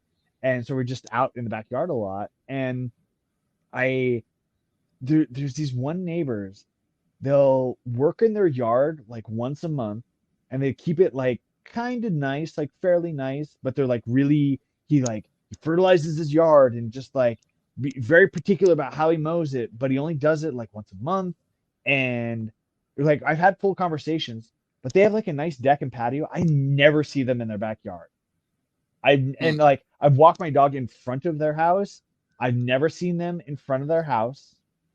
My wife, actually, she's a photographer, and she used their backyard for taking photos one time. And they were super nice and super accommodating. She asked, was like, "Hey, can we use? You have a very pretty backyard." And so they're out like kind of like doing stuff in the backyard when that was going on. But that's like the only time I've ever like. I don't know what they do for work. I was like, "Oh my God, are these people NPCs?" And I had this whole like conversation with my wife of like, I never see them come and go. I never see them like doing like just like they don't barbecue. They don't like they have a nice deck. They're never on it. They have this super nice backyard that they never use for anything.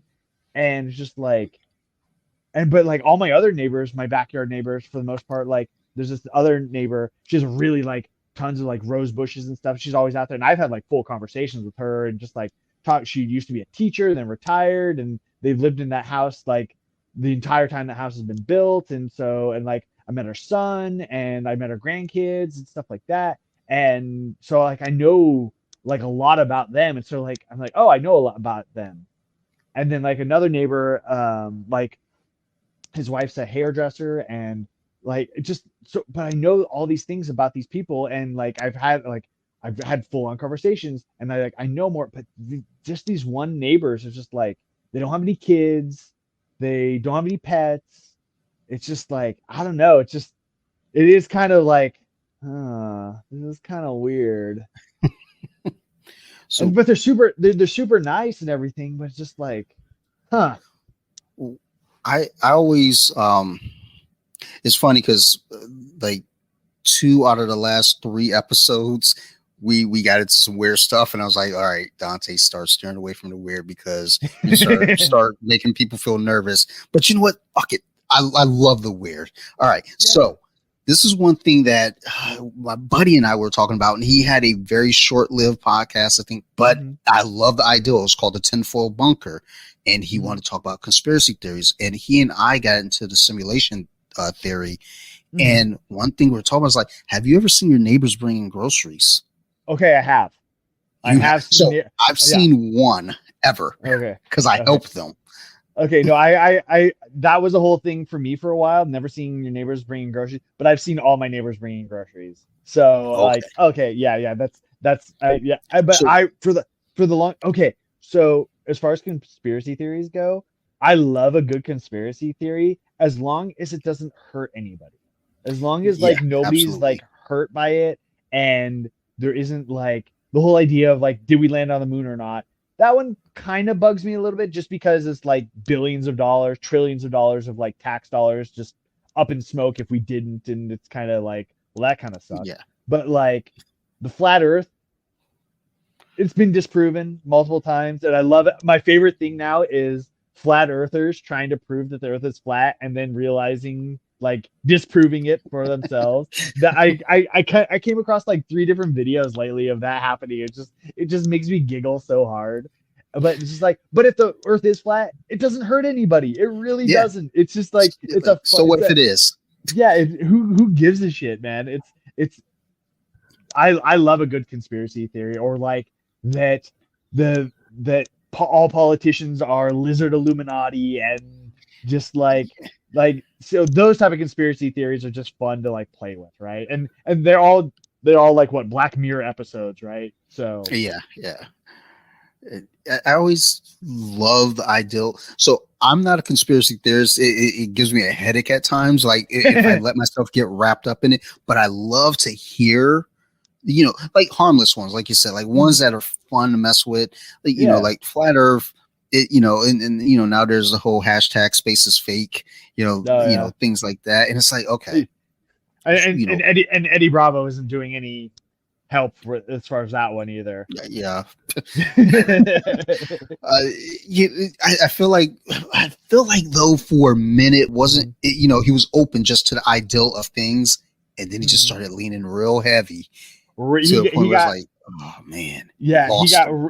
he got real hard into it for sure, and he was really big into like Tower 7 and like Oh yeah, I remember. the whole 9/11 stuff and buildings don't fall, free fall speed, and jet fuel can't burn steel beams and stuff like that. And it's just like that one got a little bit tricky just because people did or did not die, but also at the same time, like people did lose loved ones. And so that one, like Yes. I tended to like kind of like step back a little bit from like those more serious ones. Anything, or even like what Alex Jones is dealing with now with like Sandy Hook, that whole like Yeah. being a Oh Sandy Hook boy. denier, and then like once he met one person, like somebody that actually like their kid actually died at Sandy Hook, and he was like, oh shit, and he retracted it all. He came out saying it was like, oh shit, yeah, I fucked up on that one. And that's actually one of my favorite gifs and memes is like when he's on Rogan and he's like, I'm kind of retarded. It's just like, yeah, like we all see silly shit, right? I say silly shit Yeah. all the time, and when you're, and even Rogan does that a lot too. He's like, what do I know? I say I talk shit for a living, right? It's like you have Yeah. to fill how many hours? He has hundreds of thousands of hours of him just like getting stoned and talking shit. So like Yeah. whatever. It's just, but like, but yeah, like there are, or like Hollow Earth Oh theory, yeah. like That's that that one's that that there's like oof. another Earth inside Earth, and just like, oh yeah, just there's definitely a lot of fun. And like was it oh, there's a new one I just heard about.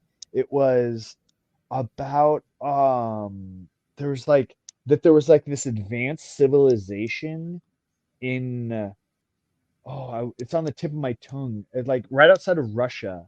I forget the name Oh, of it. Yeah, I'll text it to you. There's this whole subreddit. I just came across this video that there was like this advanced civilization of people, but not that like less than 100 years ago. Like that they had like motorized vehicles and that they had electricity, and at like the turn of the century, to like 150 years ago or something. So not even that long ago, and that like they had like buildings built like almost 1,000 years ago that um they're everybody's trying to say that these were like herders and farmers, but yet they have like complex like structures and stuff like that. And I can't, it's not coming to, I'll after I got on the subreddit of it because it was just like it was too much to like, and I sent my wife the video and we were both like, whoa.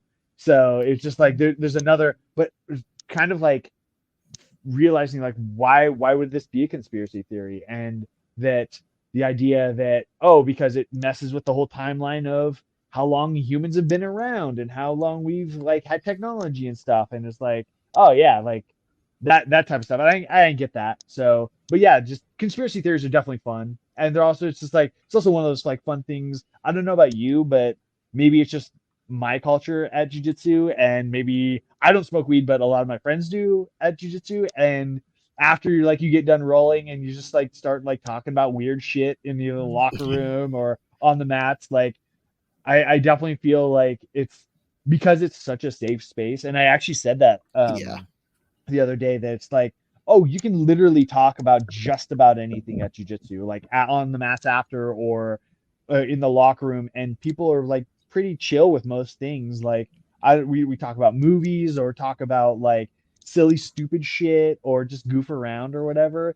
And that's kind of cool because it's like, it when people talk about safe spaces, like name a safer space Yeah. for the most part. Like That's I know, probably one of the safest. yeah, I know there are bad situations and bad things do happen, but at the same time, I think the overall arcing of it is like it is a safe space. It's a safe Hmm. space for majority of people. It's a safe space for freedom of thought and freedom of idea for the most part.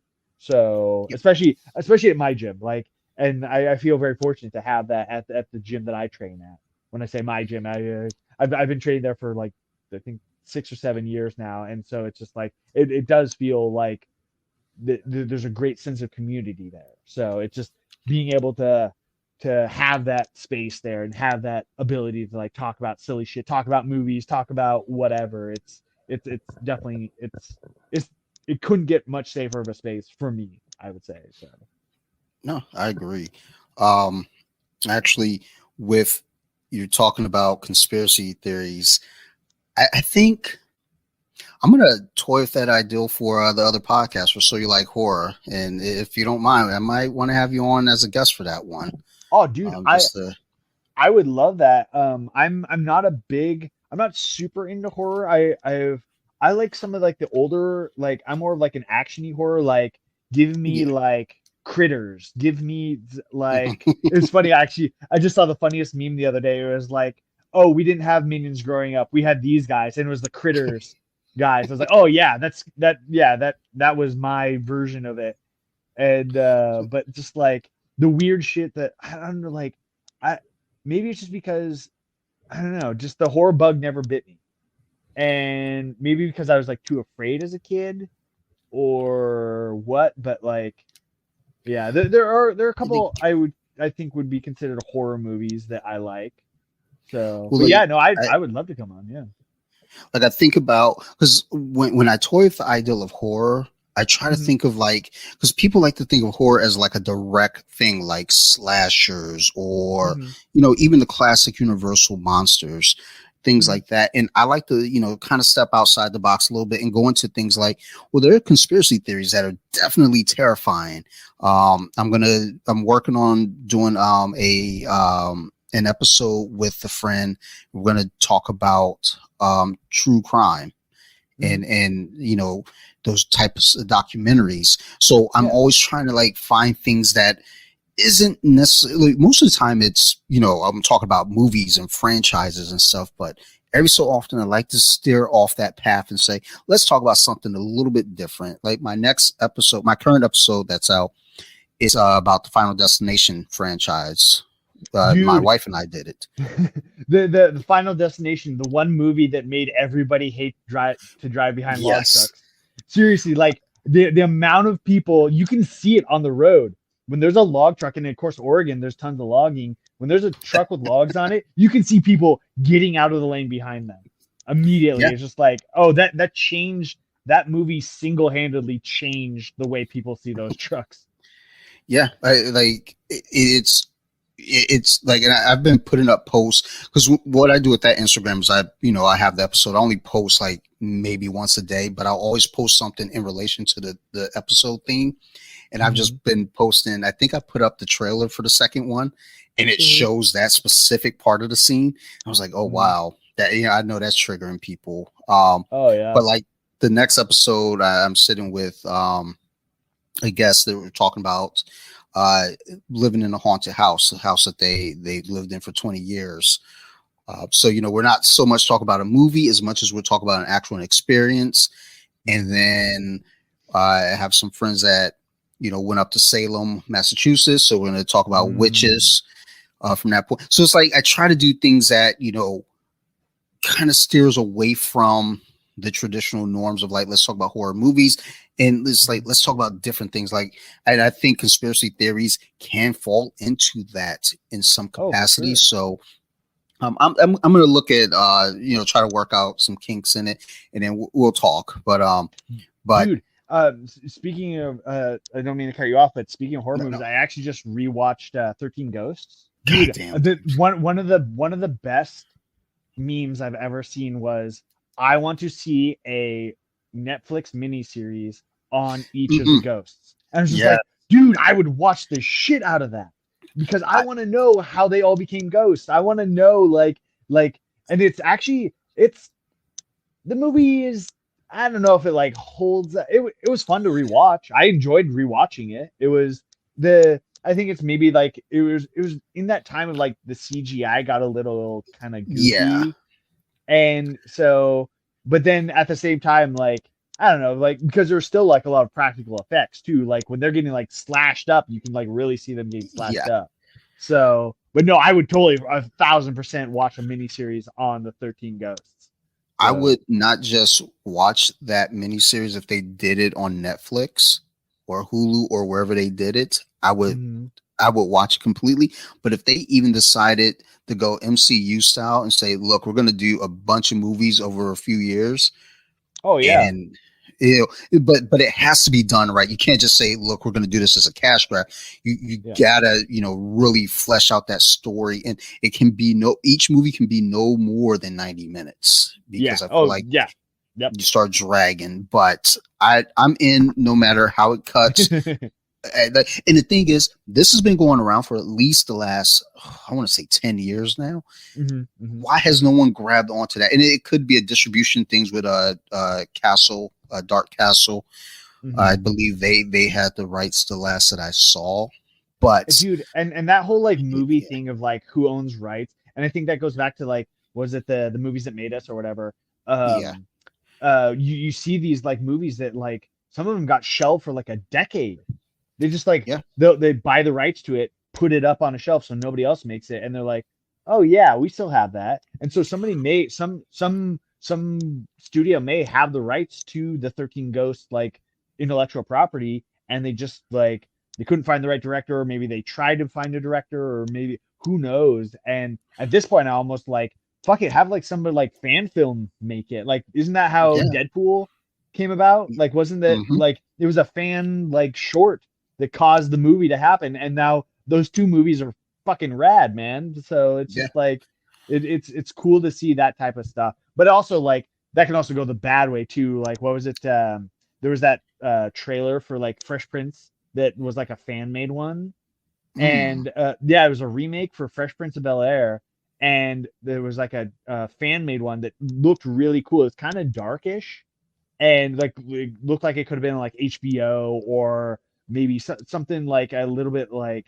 somebody was willing, even if like a Netflix like took it and like made it kind of like dark, it could have, but it wasn't like this bright chipper thing. And then I think they actually came out with like a movie or miniseries or something. It's a series on Peacock, the NBC app. And from what I hear, it's not very good. So it's just I've heard mixed things, and I'm not, if it's mixed, I just kind of don't like the way I feel about remakes, and it gets kind of weird because I'm okay with just going back and watching the original stuff that was there. I'm okay with that. Sometimes a remake can work out, like again, the 13 Ghosts remake. I love it, but I also love that original. So, whenever something comes out and there's a remake, like I think they're remaking Roadhouse, and a lot of people are upset. And it's like, well, look, if you don't want to see the new one, don't watch it. Let your money talk. Don't go see it. Go back and watch the old one again for the 9,000th time. Yeah, I love Point Break. When they remade Point Break, I was like, Jesus. Like, okay, so I watched it, was not amused. As a matter of fact, I was angry. It was like, why they could have just called this Extreme Bank Robbing or some shit, and it would have been a fine movie if they would have called it something not Point Break. All it was like an hour and a half long GoPro fucking movie. Somebody said that. That's not my own original thought. They were like, oh, that was an hour and a half long GoPro fucking promo. That's all that was. And it was just like, but they tried, I guess. The funny thing about Point Break, so my wife had never seen Point Break. She actually hadn't seen like a lot of movies until we got together, but she had seen Fast and the Furious, and we were watching Point Break, and she's like, oh, this is like Fast and the Furious, isn't it? And I'm like, and then I didn't even think about it. I was like, holy shit, you're right, it is. Fast and Furious is just a remake of Point Break. So I always say that whenever we're watching my buddy and I. So I love the first Fast and Furious, even the second one. But I remember after watching it, I go, that was a really good movie, but it was a lot better when it was Point Break. And I've held on to that feeling ever since. It's like, wait a minute, Fast and Furious has 9 movies or 10 movies or however many movies, and Point Break only got 1. Now, granted, it ended in a way where you could have really only had 1, and that's all we needed. It was really fucking good. But it's like, but you also never see Bodhi come back. So he could have got away. He could have. And that was always my hope. It was like, look, we never saw the body wash up. We never saw him come back. He could still be out there. He could have assembled a new crew. We could get a sequel. but I was okay with the idea, like, let it just end. But Yeah. if they made a second one, would I watch it? Fucking right, I would. Fuck yeah. No, yeah, Yeah. for sure. And yeah, I grew up watching all the Fast and the Furious movies, and because I was super into cars at the time, and I'm still really into cars. I really like cars. I like working on cars and stuff like that. But yeah, I watched all the Fast and Furious movies in the theater until the very last one. And there was a point where I was watching it and I was texting my brothers and I was like, if they go into space, I'm done with this shit. And because we were literally like just talking shit to each other while I was watching it. I was basically like, I was kind of like half watching it and like texting my brothers at the same time. And we all love movies. And I was like, that's gonna be my cut the shit moment. And what do? Yeah. They drive a fucking car in space. Cut this shit, man. Like Yeah. now all they are, it has nothing to do with cars. It has nothing to do with like what the original movies were. And I think there was actually a point in one of the contracts. I remember somebody behind the scenes talking about their contracts. I think it was after like the fourth one or something like that. It was like they all negotiated that they can never lose a fight. The heroes can never lose a fight. That like they always have to win. I was like, that's not how it is. Like, okay, now let's suspend disbelief that much more. Nah, I'm sorry. I'll go back and rewatch the first 3 because they're fun, and like I have them on DVD, so I have them on Blu-ray. So it's just, and those also were like, I was in high school at the time when I remember my girlfriend's name when we went to see the first one. Her name was Melanie, and I remember her name.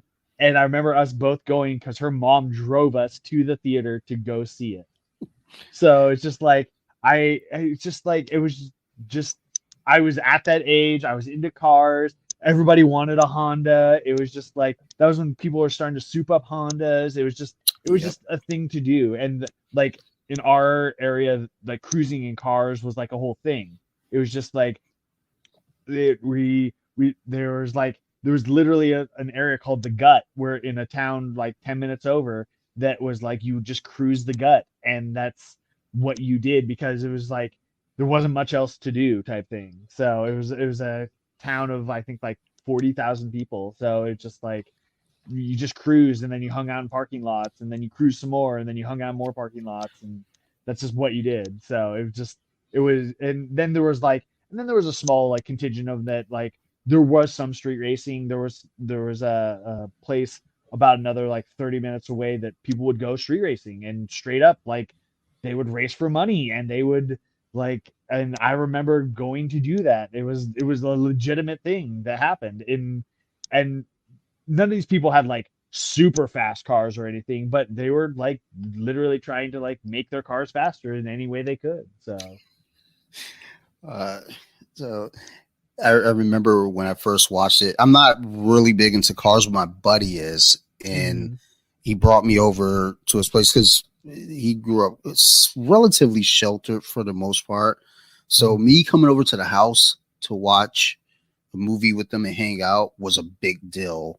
Only other time I went over was like it was a movie night with the family. They made pizza. We watched A Fistful of Dollars. The pizza was burnt. It was the worst eating experience ever, but the movie was so fucking good. That's a great fucking movie. That's a good I like a good Western. Yeah, that's a good movie. But we sat down, watched Fast and the Furious, and again I loved it. I was like, I didn't think I would either. I was surprised in that sense. So I was like, dude, this was a good movie, but I feel like it was a little bit better when it was Point Break. And he was like, what do you mean? And I broke down both plots because he hadn't seen Point Break. Oh geez. But I'm actually going to probably watch Point Break now, or not Point Break, Fast and Furious now once we're done here, because dude, it's on my mind. Yeah, it holds. Okay, I'm glad I'm not the only one that does that. Like I'll see. Oh, what was it? It was there was some reel that was using the you think darkness is your ally, and that whole like, and I did not see darkness, or I did not see light until I was already a man, and by that time it was blinding, and just like that whole, and I was like, oh shit, well now I have to watch The Dark Knight. Yep, same here. Yeah, the Dark Knight Rises. Yeah, I have to watch that now. And dude, yeah, those Nolan Batmans are, yeah, they Yeah. nailed it. And I really enjoyed. I actually saw the newest Batman in the theater. That was fun as shit, man. That was great. I enjoyed it a lot. A lot of people kind of thought it was, I don't know, I don't know what they thought, and like that goes back to everybody has an opinion, right? So cool, that it's not for you. I liked it. I thought it was rad. I saw it twice in the theater. So like when the very first time we get to see the Batmobile and he starts it up, I literally got goosebumps. Yeah, dude, I got goosebumps. I like tingling down my spine, goosebumps. I'm like, oh fuck yeah, that's rad. It was a modified, like I think it's like a Charger, like super modified with like the big jet engine in it, and just like, and that whole scene where he jumps the car through the fire, none of that CGI. That's all practical. Nice. Yeah, and so like just like that they're using practical effects, and just I don't know, it was fun. I liked it. There's something to be said about when you take a filmmaker, especially in this day and age, and they're using practical effects, it just speaks to the audience that still values that, because you can still get away with a lot of CGI. I mean, all of the MCU films are heavily CGI, and they're still fun. They work. But you get a movie like The Batman, and people can like it for what it is and dislike it for what it isn't. The thing is, not every movie's for everyone, but there were a lot of elements to that movie. That movie in itself had a lot of horror elements to it as well that made it. Riddler was terrifying in a lot of aspects, and it was dark. It was gritty. It was it gave Batman back some balls. It gave it like, you're playing for real stakes here. It was I think it was cool, and along those those Batman lines, man, they need to do like. Don't get me wrong. I liked Batman versus Superman. I'm one of the few people that actually like Batman versus Superman. The whole Martha, like that whole horseshit theme, whatever. But I like the idea of because my wife and I are actually rewatching or watching. I watched them when I was younger. The early 2000s Justice League, the animated series, and it's on Amazon, and it's really good. And even my wife was like, "Oh my gosh, these are really good." And so we're rewatching them, and there's going to come a point where Batman talks about the idea of having to deal with everybody in the Justice League, and including Superman. And so because he knows the biggest risk to humanity is Superman, because and that goes to what is it, The Boys, talking about that series. And it's just that's also one of my favorite memes ever too, is how Americans see ourselves as Superman, how the rest of the world sees America, Homelander. But what I really want to see is I really hope they can bring back Michael Keaton as that old grizzled Batman that isn't Bruce Wayne anymore, that is Bruce Wayne, but just doesn't have the billions anymore. It just has the Batcave. And why haven't we had a Robin series? Why haven't we had a Dark Knight series? Why haven't we had a Nightwing series? Something like that. I want to see that. I want to see the old grizzled Batman, and we could totally bring back Michael Keaton for it. He's killing it in all the movies that he's been in lately. Let's do this, man. Let's get this going. I'm down for it. So Phil and I talked about that when we recorded. We got heavy into it. Yeah, I listened to that one. I loved it. I'm in. I'm all over. Look, with all of this media, as far as it goes with comic books, I'm in for all of it, as long as it's done with respect. Just because having been a fan growing up with all of this stuff, I got away from the whole. I used to be really, really attached to no, you have to do it this way, you have to do it that way. Now I'm more look, do it in a way that makes sense. As long as it makes sense, I don't care. Just give me a good story that makes sense. and you will get my money every time. Mm-hmm. You know, there's a lot of talk about Warner Brothers canceling the Batgirl movie. I don't know. I don't care. The controversies behind it goes real deep, and I'm like, look, that sucks. I don't know if it's really that deep, but it sucks all the same. But look, if they didn't feel like they believed in that movie and they didn't back that movie the Then way they should that, make it. Yeah. then don't put it out. It's just that Yeah. simple. And you know, I know there's the joke is like, yeah, but you guys put out the Suicide Squad, and it's like, yeah, they did. And honestly, I enjoyed the Suicide Squad, at least the first 45 minutes of it.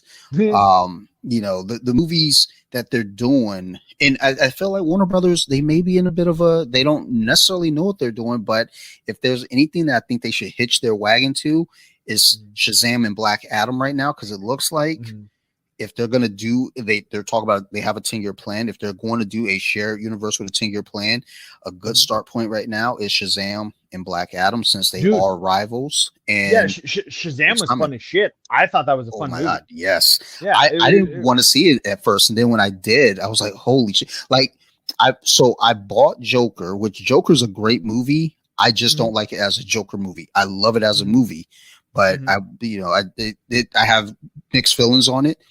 But then I rented Shazam, and after watching Shazam, I was like, I wish I would have bought Shazam, and I wish I would have rented Joker, because I'm not going to watch Joker again.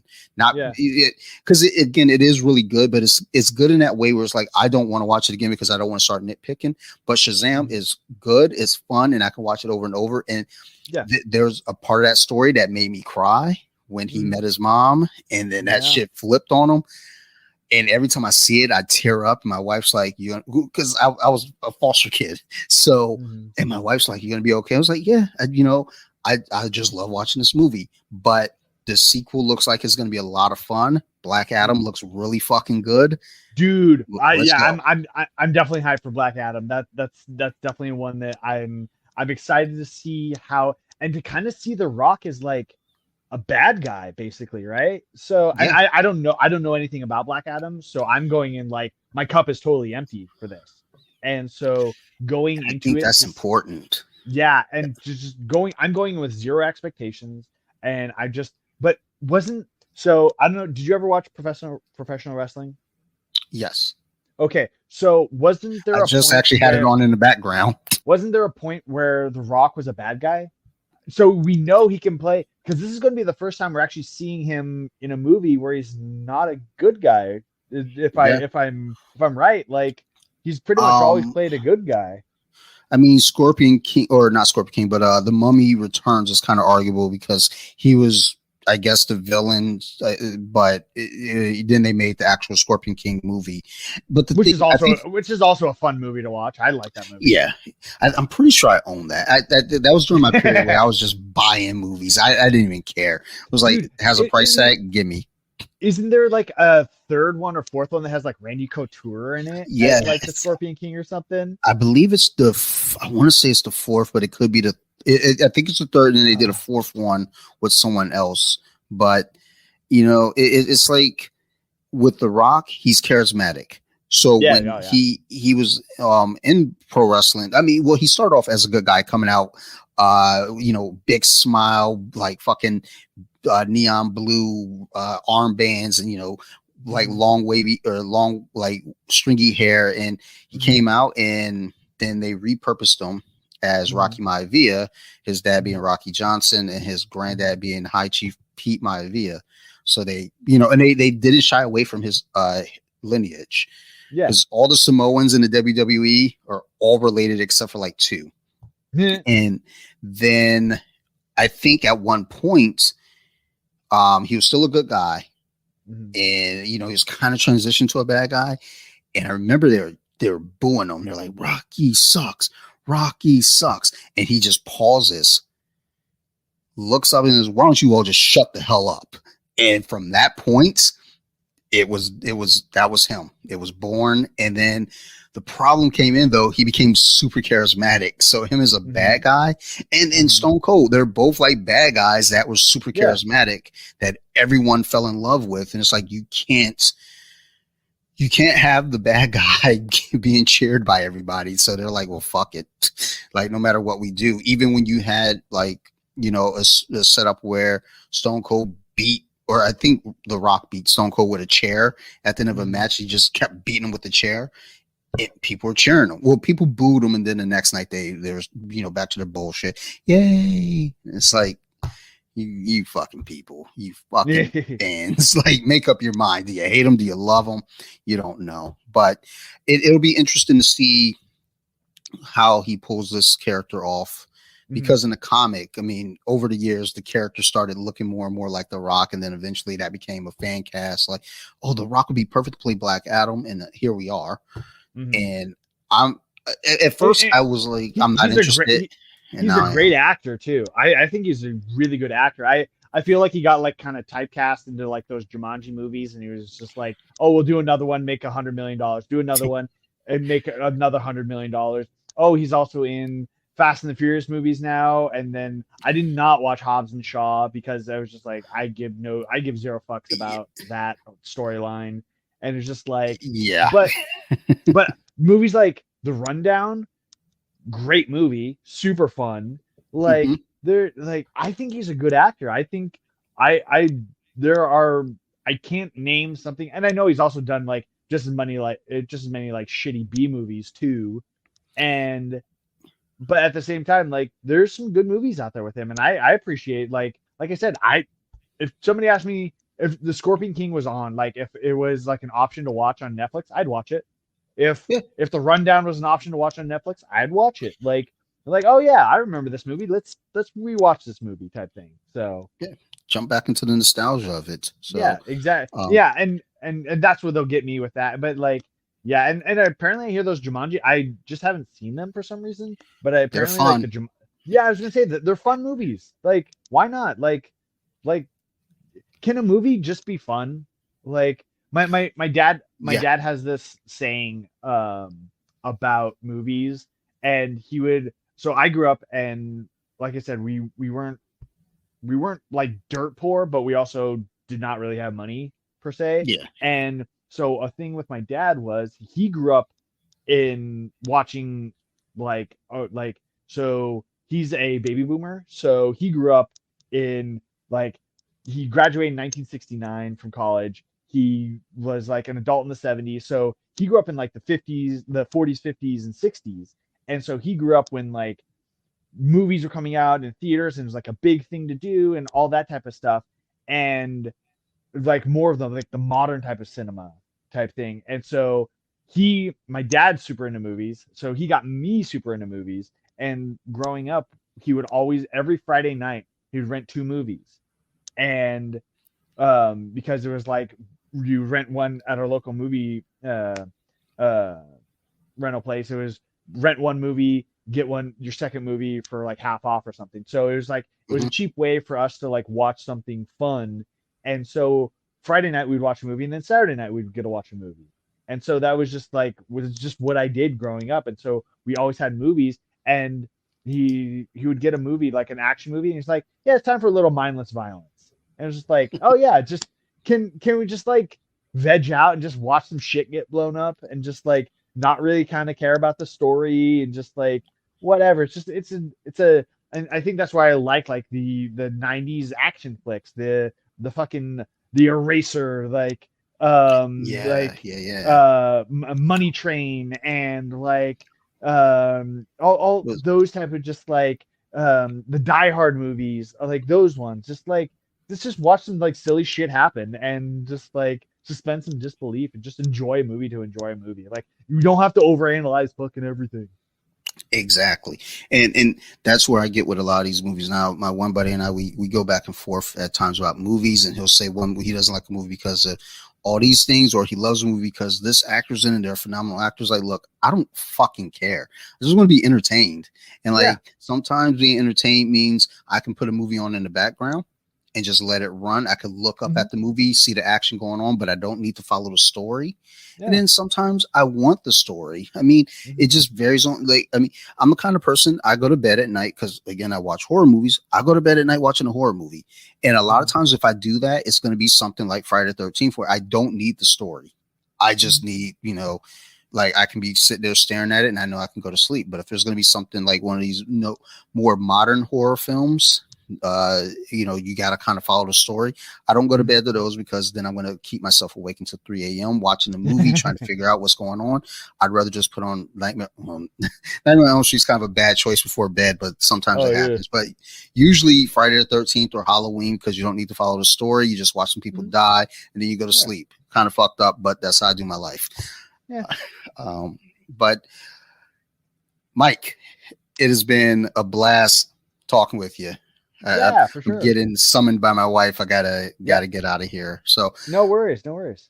As always, I want to do this again because just talking with you is a goddamn delight. So thank you. Before getting out of here though, let everybody know where we can find you. Yeah, I am on Instagram. Just my name. I'm sure you'll link it in the bio. Also Asgardian503. I also, like you said before, I own Asgard 503 apparel company. We actually just have some brand new gear that we just dropped. We have gis, we have gi belts, we have some new t-shirts. All that's going up on the website this week.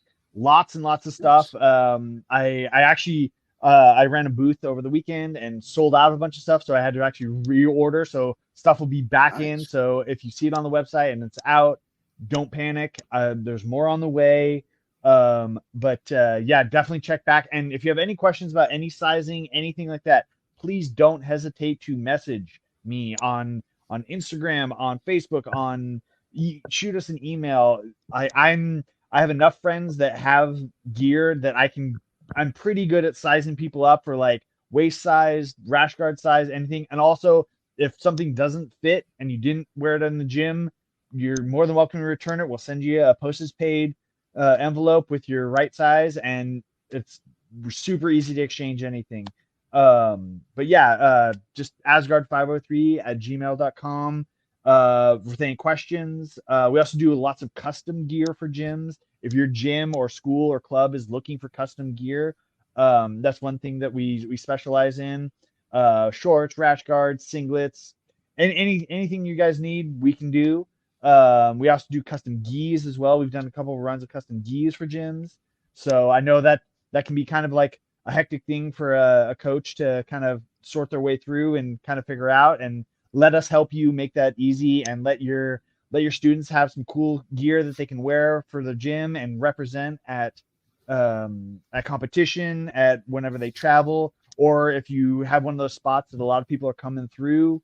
A rash guard's a great way to help raise some money for the gym, and people like to support gyms when they come through. So if you're a gym and you have gear on the wall, if you have gear at your front counter, people are going to buy it. So let us help you make some money too. So just hit us up, and then just Asgard503.com for all your gear, shorts, rash guards, t-shirts, gis, all that fun stuff. So yeah. All right. Awesome. I'll link everything in the show notes. So awesome. Thank you for that. And as always, everyone listening, thank you so much for the support. We have been doing this for 2 years. So I'm amazed at that. And I'm amazed at, again, all the support. So thank you so much. If y'all have any questions, concerns, always feel free to reach out to me at bjj.wiki or Off the Mats Podcast, or hell, So You Like Horror Podcast as well on Instagram. I'm all over Instagram, so y'all can find me. I'm not hiding from anyone. Y'all can find me. I want to give a big shout out again to my guest here, Mike, and Asgard 503. I always have a great time talking with them. Last time we talked, we disconnected and talked for another hour plus. So thank you, Mike, for doing this. I do appreciate your time. So thank you so much. Thank you. Also, big shout out to my good friends over there at Nerd Rage Radio, Bobby, Chris, Joe. Love you guys. I haven't shouted you guys out in a while, but I've been doing your shows recently. So thank you so much for everything you do. And go give them a follow on Instagram, Nerd Rage Radio IG on Instagram, and go check out the podcast. It's everywhere you can find your podcasts. And also, last shout out is to my other podcast, So You Like Horror. Go check it out. Our current episode is up. It's dealing with the Final Destination franchise. And my next episode that's going to be upcoming is going to be dealing with spirits and haunted houses and things of that nature. So I'm excited. I had a great time having that discussion. So I can't wait to share that with you all. Otherwise, we're done here. Thank you, everyone. I love you all to death. You guys keep listening. We're going to keep making these shows. Thank you so much, everyone. And goodbye.